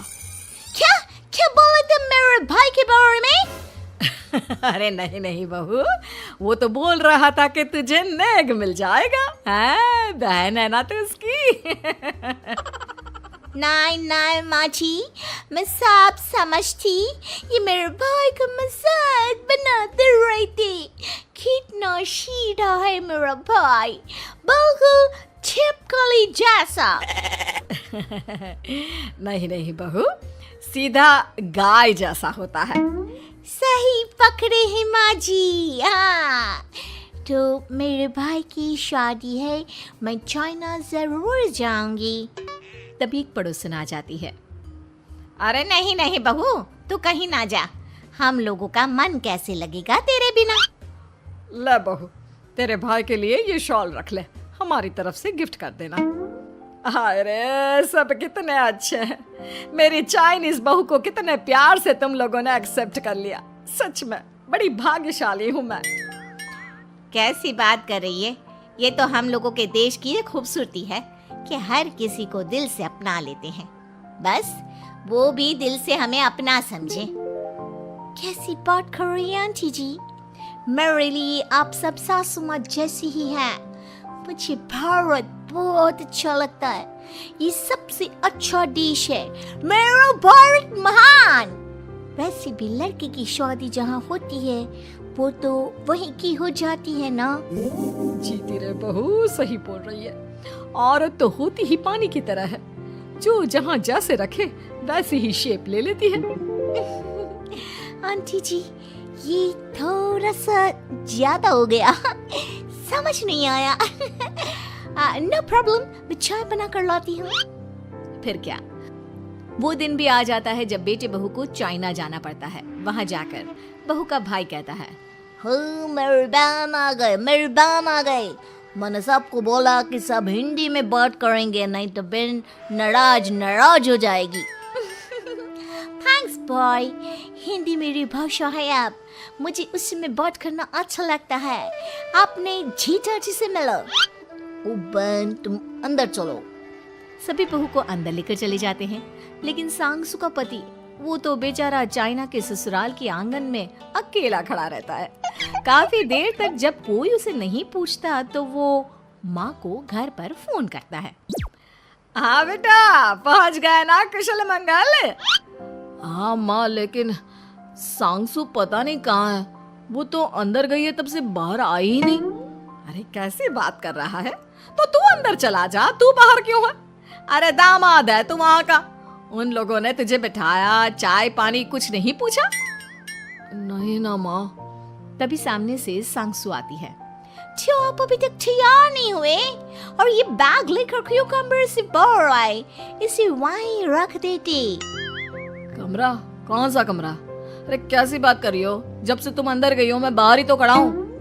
बहू को बहुत हैरानी होती है और गुस्सा भी आता है। तभी उसका भाई और माँ आ जाते हैं। और सांगसू, अंदर खाना लग गया है। पहले ये बताओ कि मेरे पति को किसी ने खाना या पानी क्यों नहीं पूछा? वो भारत से ससुराल पहली बार आया है, वो भी मेरे कहने पर। उनकी इज्जत क्यों नहीं की? देख बेटी, तूने जबरदस्ती जिद में शादी की थी तो हम लोगों ने कर दी, लेकिन अब तुम ये सोचो, पूरी चाइना में मैं इस इंडियन को अपना दामाद बताऊं? So sorry. हाँ सांगसू, और तुम भी चुप रहना, नहीं तो वो लोग मेरी शादी तोड़ देंगे। ओह, ऐसी बात है। कोई बात नहीं, मैं बाहर होटल में रह लेता हूँ, तुम वही करो जो ये लोग चाहते हैं। कैसी बात कर रहे हो? शादी के बाद पति जैसा भी हो, जो भी हो, पति होता है। वैसे भी तुम्हारे पूरे परिवार ने, सबने बिना सोचे मेरा साथ दिया, मुझे एक्सेप्ट किया, प्यार किया। मैं अपने देश में आपको अकेला कैसे छोड़ सकती हूँ? ये हिंदी फिल्म का ड्रामा बंद करो, मैं अभी अब बर्दाश्त नहीं करूँगी। चुपचाप अंदर चलो, नहीं तो ये शादी वादी यहीं खत्म करके इसे अकेले ही इंडिया जाना पड़ेगा। कैसी बात कर रही हो माँ? ये मेरे पति हैं। नहीं था, हम लोगों ने यहाँ वकील को बुला लिया है, जिसके बाद अब तेरा तलाक करा के हम यहाँ के चाइनीज लड़के से तेरी शादी करा देंगे। अरे कैसी बात कर रहे हो? हम तो यहाँ तुम्हारी शादी के लिए आए थे। नहीं नहीं, मैं सांगसू के बिना नहीं रह सकता हूँ। हाई वोल्टेज ड्रामा होने के बाद से ही सारा माहौल खराब हो जाता है कि तभी एक लड़की आती है। मैंने सारा इंतजाम कर दिया है, सांगसू की शादी का मंडप परसों लग जाएगा। तब तक इसके पति को कमरे में बंद कर देते हैं। सभी सांगसू के पति का हाथ बांधकर उसे कमरे में बंद कर देते हैं। ये क्या कानूनी है? आप लोग मेरे पति के साथ ऐसा नहीं कर सकते हैं। मैं किसी से शादी नहीं करूंगी, ये साफ बात है। पहले मैं अपनी शादी करूं, फिर तेरी भी शादी करवा दूंगा। सब कुछ तय हो जाता है, भाई की शादी हो जाती है। फिर वो दिन भी आ जाता है जब सांगसू की शादी वो लोग जबरदस्ती करने के लिए उसे मंडप पर ले जाते हैं। ऐसा मत करो, ये मेरी बीवी है। मैं किसी से शादी नहीं करूंगी। कैसे नहीं करेगी शादी? शादी तो तेरा बाप भी करेगा। हो, मैं करूंगा शादी। प्लीज कोई मेरी शादी किसी अच्छा औरत से करवा दे। चुप, बिल्कुल चुप। फिर माँ सांगसू और उसके पति से कहती है,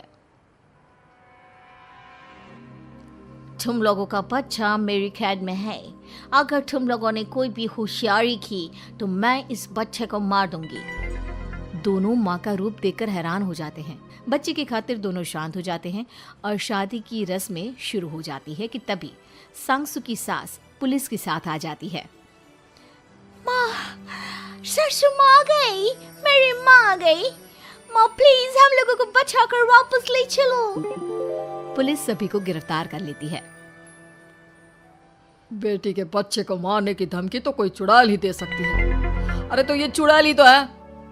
ये सही बोल रहे हैं, ये औरत किसी चुड़ैल से कम नहीं है।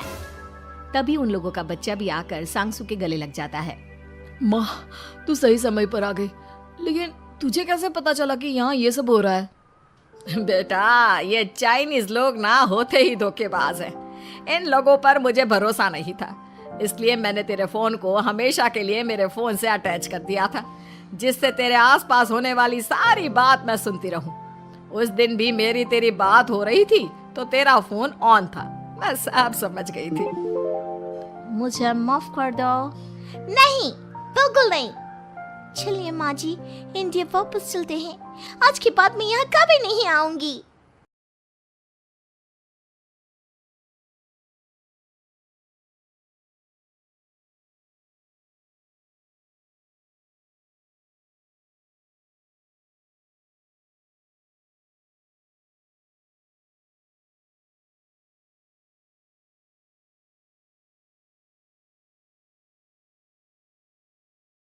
लॉकडाउन से पहले गीता के घर का नजारा कुछ ऐसा था कि रोहन ऑफिस जाता था और शिविन स्कूल। जिनके घर से जाने के बाद गीता काम खत्म करके बाकी समय आराम करती थी। लेकिन लॉकडाउन के बाद ऑफिस और स्कूल घर में ही खुल गए और इससे गीता का हाल वो तो आपको देखने में ही मजा आएगा। शिविन, ओ शिविन, महाराज उठने के लिए क्या 21 तोपों की सलामी लेंगे? अरे बिस्तर से बाहर निकल, ऑनलाइन क्लास स्टार्ट होने वाली है। अरे तुम भी हद करती हो, स्पीकर की तरह चिल्लाने की क्या जरूरत है? दिख नहीं रहा मेरी कॉन्फ्रेंस चल रही है। अब कैमरा और स्पीकर ऑन कर रहा हूं, मुझे कोई शोर नहीं चाहिए। इस पर जैसे ही रोहन लैपटॉप का कैमरा और स्पीकर ऑन करता है तभी कुकर की सीटी बजती है। करा लो अब इसे चुप। लॉकडाउन नहीं हुआ, मेरी मौत का फरमान जारी हो गया। दोनों बाप बेटे ने नाक में दम किया हुआ है। ऐसा बोलकर गीता वहां से शिविन के कमरे में पहुंच जाती है, जहां शिविन अभी भी सो रहा होता है। ओ आलसी, अब अगर 5 मिनट में नहीं उठाना तो आज तेरा गेम और यूट्यूब कैंसिल। माँ की बात सुनकर शिविन बिना 1 मिनट गंवाए उठ खड़ा होता है। उठ गया, अभी नहाकर भी आता हूँ। ये नाटक कहीं और, मुंह पर गीला कपड़ा मार और पढ़ने बैठ। शिविन की ऑनलाइन क्लास स्टार्ट हो जाती है, जिस पर गीता उसे वहां बिठाकर रसोई में चली जाती है। थोड़ी देर में उसे कमरे से कुछ आवाज सुनाई देती है, जिसे सुनकर वो कमरे में वापस आती है। हाय राम, तुझे क्लास अटेंड करने के लिए बोला था, कैमरा ऑफ करके बिस्तर पर नाचने के लिए नहीं बोला था।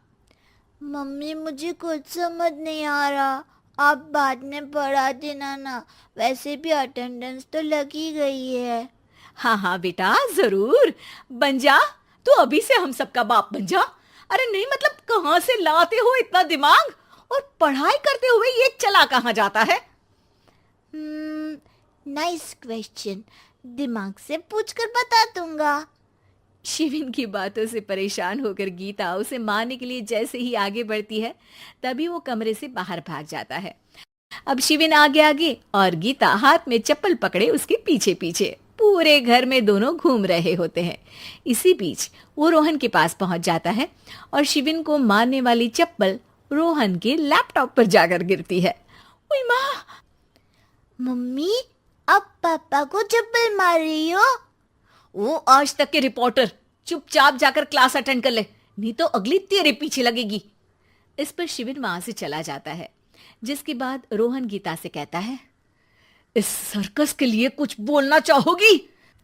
अरे क्या करूं, जब से तुम दोनों घर में रहने लगे हो, घर अपने आप ही सर्कस बन गया है और मैं तुम्हारी नौकर, कभी बेटी को संभालो तो कभी बाप के नखरे उठाओ। इन्हीं सब उथल पुथल में दिन बीतते रहते हैं, जिसमें हर रोज घर के अंदर कुछ नया सियप्पा खड़ा मिलता है, जो ज्यादातर शिविन और रोहन के ऑनलाइन स्कूल और ऑफिस से रिलेटेड ही होता है। एक सुबह, शिविन चल उठ, आज की क्लास जल्दी है। कैमरा ऑफ करके आप अटेंड कर लो। अरे ऐसे छित्तर पड़ेंगे, दादी नानी सब एक साथ याद आ जाएंगी। गीता की लाख मशक्कतों के बाद क्लास तो खत्म हो जाती है, लेकिन उसके बाद शिविन फोन इस्तेमाल करते हुए इंस्टाग्राम रील बनाने लगता है। रसोड़े में कौन था? तुम थी, मैं थी, कौन था? कौन था? हाँ, मैं गरीब हूँ। अरे ओ गरीब के बेटे, आजा, मैं बनाती हूँ तुझे गरीब। मैं बताती हूँ रसोड़े में कौन था। पढ़ाई करने बोलो तो इनकी माँ मर जाती है, और ये पागलपंतियां जितनी मर्जी करा लो। गीता शिविन को डांट रही होती है, तभी रोहन बीच में बोल पड़ता है।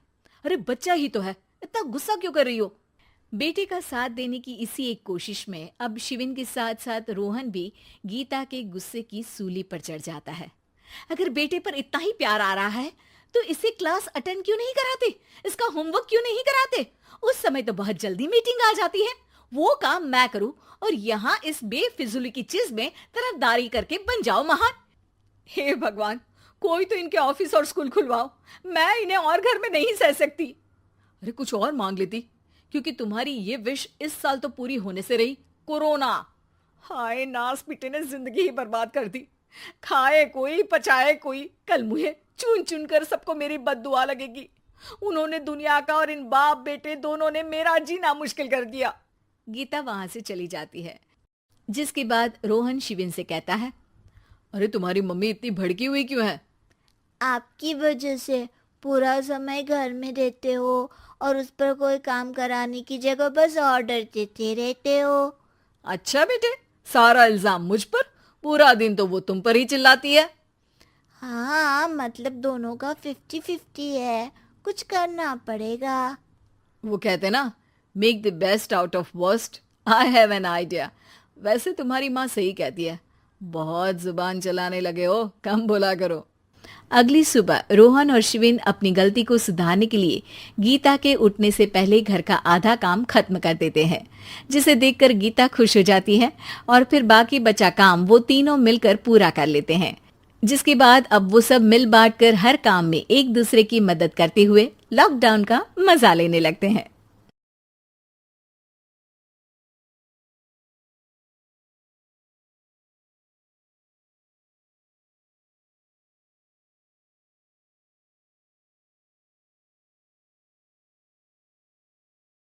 घर जमाई।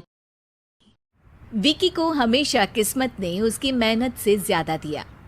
पैदा हुआ एक बड़े घर में, मुंह में चांदी की चम्मच लेकर, और शादी भी की एक उससे भी बड़े घर में, सोने की चम्मच मुंह में लेकर। उसे मेहनत करने का शौक नहीं था। एक शौक था, वो भी घटिया शायरी करने का। उसकी हर बात शायराना ही होती थी। जैसे कि एक दिन, दूर से देखा तो चांद पे दाग था, दूर से देखा तो चांद पे दाग था, पास से देखा साबुन का छाग था। ठोको ताली। अरे ऐसी शायरी करोगे तो ताली तो पता नहीं, कोई तुमको ही ठोक देगा। शायरी वो बिल्ली है जो किसी का भी रास्ता रोक दे, और क्या मैं किल हूं जो कोई मुझे ठोक दे। मुझे तो आपसे बात ही नहीं करनी। मैं निकला था गाड़ी लेके, लेकिन दौड़ के जा रहा हूँ। मेरी शायरी कोई नहीं सुनता, मैं घर छोड़ के जा रहा हूँ। धीरे बोलिए जी, मम्मी पापा को पता चल जाएगा तो तुमको सच में तुम्हारे मायके भेज देंगे। सस्ते साबुन से मेरी कॉलर चमकी नहीं, सच में चला जाऊंगा, मेरी बात कोई धमकी नहीं। अगर शायरी ही सुनानी है तो सुनाओ, लेकिन कोई काम धंधा भी तो करो। मेरे पिताजी के पास बहुत पैसा है, तो घर जमाई बन के खा रहे हो, और कल जा रहे हो ना अपने मायके, तो आज ही चले जाओ मेरी बला से। हमें तो अपनों ने लूटा, गैरों में कहाँ दम था हमें। अरे चुप हो जाओ, तुमको मिर्जा गालिब की कसम। अरे जाना है तो जाओ, लेकिन पहले मेरे मम्मी पापा से मिलकर जाओ, वरना वो क्या सोचेंगे। लेकिन विकी अकेले ही अपनी कार लेकर अपने मायके यानी कि अपने खुद के घर पहुंच जाता है। अरे बेटा, तू अचानक, बहू कैसी है? अरे माँ, बहू तो बिल्कुल बदल गई है, मुर्गी हाथ से निकल गई है। अरे क्या हुआ बेटा? उसकी आती नहीं है, मेरी जाती नहीं है। मैं करता हूँ शायरी, उसे भाती नहीं है। मेरे पास उसका फोन आया था बेटा, सही कह रही है वो। तुमको काम करना चाहिए, तभी तो इज्जत मिलेगी। घर जमाई बनके सास ससुर के पैसों पर कब तक ऐश उड़ाते रहोगे? मेरी जिंदगी में हर तरफ से उंगली हो रही है, फोन पर मेरी चुगली हो रही है। अरे चुगली नहीं कर रही थी बहू, वो तेरा भला चाहती है बेटा। सूखे हुए कपड़े को भी गीला कह रहे हैं लोग, चुगली करने को मेरा भला कह रहे हैं लोग। ठोको ताली। ये सुन के माँ अपने हाथ से अपना सर पीट लेती है। अरे माँ, ताली की जगह माथा क्यों ठोक रही हो? बेटा तू ना आराम कर, तेरे पिताजी भी आने वाले हैं, खाना लगा देती हूँ। विकी अपने घर भी दिन भर टीवी देखता है, तरह तरह का खाना खाता है, दोपहर तक सोता है, चाय पीता है, वीडियो गेम खेलता है, बस काम करने नहीं जाता। घर में नौकर चाकर है तो बिस्तर से हिलने तक की जरूरत नहीं पड़ती। कई बार तो विकी अपने नौकरों को बिठाकर शायरी सुनाता रहता। कब जाओगे बेटा? अरे कैसी बात कर रहे हैं डैडी, क्या आप मेरे फादर नहीं? आप मुझे भगाना चाहते हैं क्या? ये मेरा घर नहीं। अरे नहीं बेटा, तुम्हारा ही घर है। हम तो चाहते थे कि तुम यहीं रहो और मेरा काम आगे बढ़ाओ, लेकिन तुम ही चले गए घर जमाई बनने। अरे मेहनत तो गधे भी करते हैं, मैं अच्छी किस्मत लेके पैदा हुआ हूँ, मैं घर जमाई हूँ, ससुराल का फूल गेंदा हुआ हूँ। ठोको ताली। पिताजी और माँ सच में ताली बजा देते हैं। ऐसा पहली बार होता है जब विकी की शायरी पर किसी ने ताली बजाई हो। अरे आप लोग सच में ताली बजा रहे हैं? हाँ हाँ बेटा, तुम्हारे ससुर का फोन आया था, बोला जब तक घर जमाई जी कोई काम ना करने लगे हमारे यहाँ मत भेजना। अब तू तो काम करने से रहा और तुझे रहना भी है हमारे घर में ही, करेगा भी शायरी ही, और बार बार ठोको ताली बोलेगा तो आदत डाल ही लेते हैं ताली ठोकने की। विकी उसी वक्त खड़ा होता है और बहुत गुस्से में सीधे ससुराल के लिए निकल जाता है। फिर से आ गए? लेकिन सुमन को देखते ही विकी पिघल जाता है। अब सुमन, आई एम सॉरी, आज से ना मैं सिर्फ शायरी ही नहीं बल्कि काम भी करूँगा। तुम अपने ऑफिस में बात कर लेना, कोई भी मेहनत का काम कर लूँगा। मैं घर जमाई बन के रहूँगा लेकिन काम करूँगा और इज्जत से रहूँगा। मतलब सिर्फ तुम नहीं आए हो, तुम्हारे साथ तुम्हें अकल भी आ गई है। मैं अपने कारखाने का मैनेजर बनाता हूँ तुमको, कल से मेरे साथ चलना वहाँ। थैंक यू ससुर जी। थैंक यू से काम नहीं चलेगा, एक शायरी सुनानी पड़ेगी। है जरूर। ससुर के पास पैसा होते भी मेहनत जिसको भाई है, वही सच्चा दामाद है, वही अच्छा घर जमाई है। ठोको ताली। सब विकी की शायरी पर ताली ठोक देते हैं। शिक्षा, जब किस्मत आपको बहुत सारा दे दे तो उसकी कद्र करनी चाहिए और मेहनत करना कभी नहीं भूलना चाहिए।